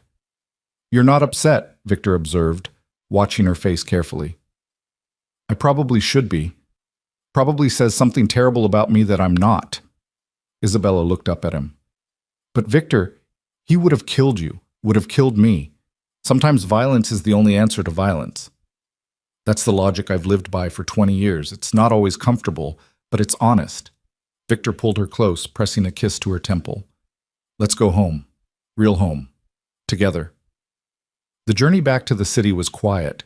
Both of them were treated by the medical team on Victor's largest yacht. Antibiotics for his reopened shoulder wound, pain medication they both refused, careful cleaning and bandaging of Isabella's various injuries. By the time they docked at the private marina, dawn was breaking over the city. The penthouse had never looked better. Isabella walked through the familiar space, seeing it differently now, not as a cage but as a sanctuary. Their home. The place where their real life would begin now that Volkov's threat was eliminated. You need rest, Victor said, guiding her toward the master bedroom. We both do. Your room or mine? The question was teasing but genuine. Ours. No more separate suites, no more distance. From now on, we share everything. Victor opened the door to the master bedroom Isabella had never entered. It was beautiful, all dark woods and soft grays, massive windows overlooking the city, a bed that looked like clouds. They helped each other undress carefully, mindful of injuries, showered together, washing away blood and fear and violence. When they finally crawled into bed, both of them were shaking with exhaustion. I thought I'd lost you, Victor murmured against her hair. When I saw that video of you unconscious, I've never been that terrified in my life. I thought I'd watch you die, that Volkov would make me witness it before he killed me too. Isabella pressed closer, needing the reassurance of his solid warmth. We survived, though. Together. Together, Victor agreed. Always together, from now on. They slept deeply, bodies intertwined, healing together. When Isabella woke, afternoon sun was streaming through the windows and Victor was already awake, watching her with an expression so tender it made her chest ache. Hi, she said softly. Hi yourself. His fingers traced her cheekbone, careful of the bruise forming there. How do you feel? Like I got strangled and thrown around a boat? But alive, grateful to be alive. Isabella caught his hand, pressing a kiss to his palm. What happens now? With Volkov gone, with his people eliminated? Now we rebuild, reinforce, make it clear that the attempt on my territory failed spectacularly. Victor's expression grew serious. There will be a period of adjustment. Other organizations testing boundaries, seeing if Volkov's death left any weaknesses. But we'll handle it. Together. Together, Isabella echoed.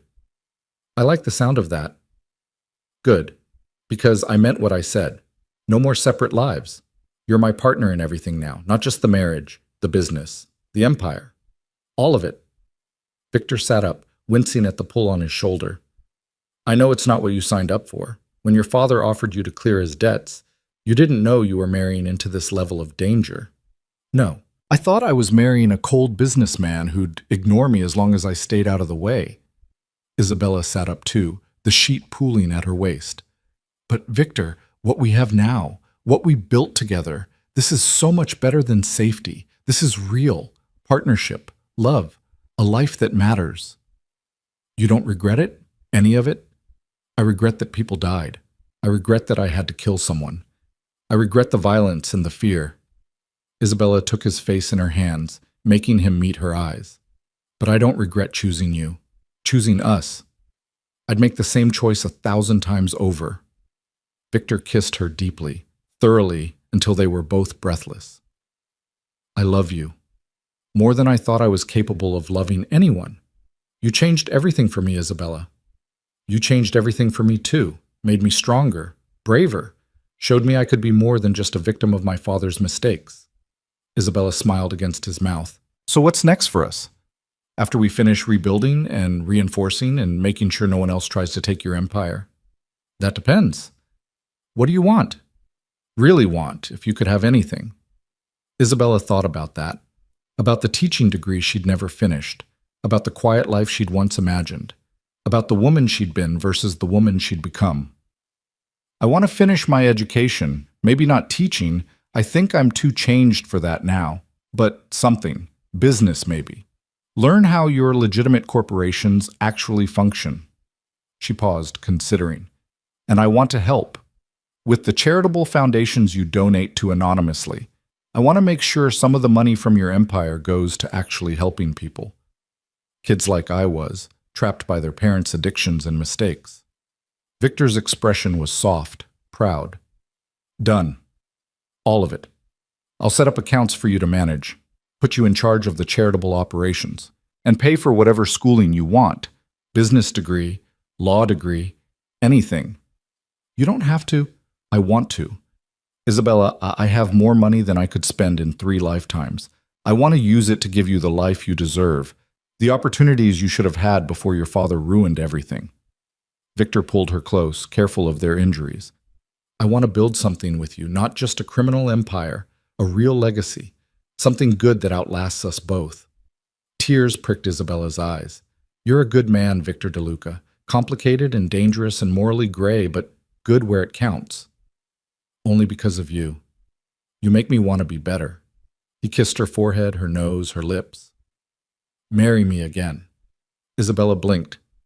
We're already married. I know, but our wedding was a transaction in a courthouse. I want to do it again, properly. A real ceremony with people we care about. Vows that mean something because we're choosing each other, not because we were trapped by circumstances. Victor's eyes were intense, vulnerable. Marry me again, Isabella? Not because of debts or contracts or obligations, just because you want to. Yes. The word came without hesitation. Yes, I'll marry you again as many times as you want. His smile was brilliant, transforming his usually controlled features into something boyish and joyful. Soon, as soon as we're healed, I want the world to see that you chose me, that we chose each other. They spent the rest of the day in bed, making plans and promises, healing together. Victor made calls, issuing orders to his organization, ensuring the transition after Volkov's death went smoothly. Isabella researched degree programs, thinking about what she wanted to study, how she wanted to contribute to their shared future. As evening fell, they moved to the terrace, watching the city lights come on one by one, the same view Isabella had stared at 3 weeks ago when she'd felt like a ghost in Victor's home. Now everything was different. She was different. Do you think my father knows, she asked quietly, that Volkov tried to use me? That there was a war over his debts? Probably. News travels fast in our world. Victor's arm tightened around her waist. Do you want to see him? I can arrange it. Isabella thought about her father, about the years of disappointment and broken promises, the way he'd sold her to pay his debts without a second thought. Part of her wanted to rage at him, to make him understand what his choices had cost her. But another part, the part that had survived and grown and become someone strong, felt only pity. No, he made his choices. I made mine. We don't need to see each other again. She leaned into Victor's warmth. He gave me to you to clear a debt. But in doing that, he accidentally gave me the best thing that ever happened to me. So in a twisted way, I'm grateful. Only you could find gratitude in being used as payment for gambling debts. Victor's laugh was warm. But I'm grateful too. Grateful he was selfish and desperate enough to agree to my offer. Grateful you were strong enough to survive it. Grateful every day that you're mine. Completely yours, Isabella agreed, turning in his arms to kiss him properly. Now and always. The weeks that followed were busy. Victor's organization absorbed the remnants of Volkov's operations, eliminating rivals and consolidating power. Isabella started her business degree online, studying while also taking over management of Victor's charitable foundations. She discovered she had a talent for it, identifying worthy causes, vetting organizations, ensuring money went where it would do the most good. She also continued training with Marcus, refusing to let her new skills atrophy. Victor had been right that his world was dangerous. She needed to stay sharp, stay ready, stay capable of protecting herself and the life they were building together. Their second wedding was small and intimate, just Marcus and a few of Victor's most trusted people, held at sunset on the private island where everything between them had changed. Isabella wore a simple white dress, wildflowers in her hair, barefoot on the sand. Victor looked at her like she hung the moon. When they exchanged vows this time, every word was true and chosen and meant.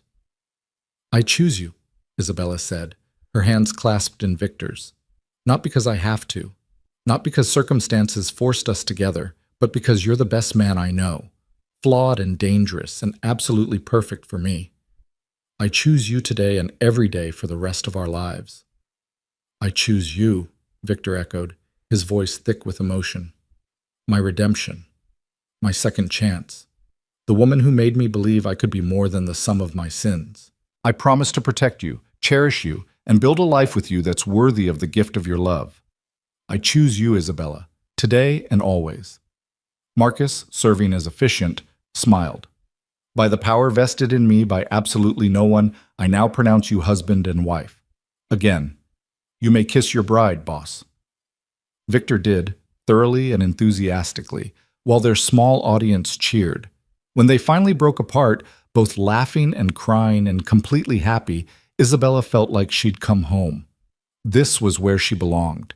Not in some quiet life teaching literature to indifferent students, but here, beside this complicated, dangerous man who loved her enough to change, building something meaningful from the ashes of violence and crime, creating a legacy that would outlast them both. They honeymooned for real this time, 3 weeks on the island with no interruptions, no threats, no violence. Just the two of them, learning each other thoroughly, planning their future together. When they finally returned to the city, it was as true partners, equal in every way that mattered. Isabella threw herself into her work with the foundations, expanding their reach and impact. She enrolled in business school properly, attending classes and making connections. Victor supported her completely, proud of every accomplishment, every milestone. Their life settled into a rhythm. Dangerous sometimes, when threats emerged or rivals made moves, but also beautiful, filled with love and partnership and the absolute certainty that they were stronger together than apart. 6 months after Volkov's death, Isabella sat in Victor's office at the command center, reviewing grant applications for a new women's shelter. Victor was on a call in Russian, managing some situation in Moscow, his free hand absently playing with her hair as she worked at the desk beside his. This was their life now. Violence and charity, crime and compassion. The contradictions that made them who they were. Hey, Victor said, ending his call and turning his full attention to her. I have something for you. Isabella looked up from her laptop. If it's another ridiculously expensive gift, I'm going to remind you that I married you for love, not money. It's not expensive. Well, it is, but that's not the point. Victor pulled a folder from his desk drawer, sliding it across to her. Open it. Inside was a legal document. Isabella scanned it quickly, her eyes widening. Victor, this is a trust for children. Our children, eventually, when we're ready, Victor's smile was soft, hopeful. I want them to have choices we didn't have. To grow up safe and loved and able to become whoever they want to be. No debts, no obligations, just freedom and opportunity and parents who chose each other. Isabella's eyes filled with tears. You want children with me? I want everything with you. A real family, a real life. Not just the empire and the danger, but all the normal, beautiful things too. Victor pulled her into his lap, holding her close. What do you think? Are you ready for that someday? Someday, Isabella agreed, wrapping her arms around his neck. When the world is a little safer. When we've built something stable enough to bring children into. But yes, Victor. Someday I want to have your babies and raise them to be strong and kind and everything we wish we'd been. They'll be magnificent, just like their mother. Victor kissed her tenderly. I love you, Isabella De Luca. My wife, my partner, my whole world. I love you too. My impossible, complicated, perfect husband. Isabella rested her forehead against his. Thank you for making me strong enough to choose this life. To choose you. To choose us. Thank you for choosing me despite everything. For seeing past the monster to the man underneath. For making me believe I deserved redemption. Victor's arms tightened around her. We're going to build something beautiful, Isabella. I promise you that. Out of all this darkness, we're going to create something that matters. And they did. Years later, when people asked Isabella about her marriage to Victor De Luca, she never told the whole truth, never mentioned the violence or the fear or the night she'd killed a man to survive. She didn't talk about being sold to pay debts or the criminal empire her husband controlled. Instead, she smiled and said they'd had an unusual beginning but had found real love, that he'd taught her to be strong and she'd taught him to be gentle, that together they'd built a life neither could have imagined alone. Because that was the truth that mattered, not how they'd started, not the contract or the transaction or the danger that had nearly destroyed them, but what they'd chosen to become together, partners, equals, survivors who'd turned a business arrangement into the deepest love either had ever known. And every night, when Victor pulled her close in their bed and whispered that she was his whole world, Isabella knew she'd made the right choice, in choosing danger over safety, in choosing complicated over simple, in choosing Victor De Luca over freedom. Because freedom, she'd learned, wasn't about being alone and safe. True freedom was choosing who you stood beside, who you fought for, who you built a life with despite impossible odds. And Isabella had chosen well. She'd chosen love, she'd chosen strength, she'd chosen the dangerous, beautiful, complicated life that came with being Victor De Luca's wife. And she'd never regretted it for a single moment.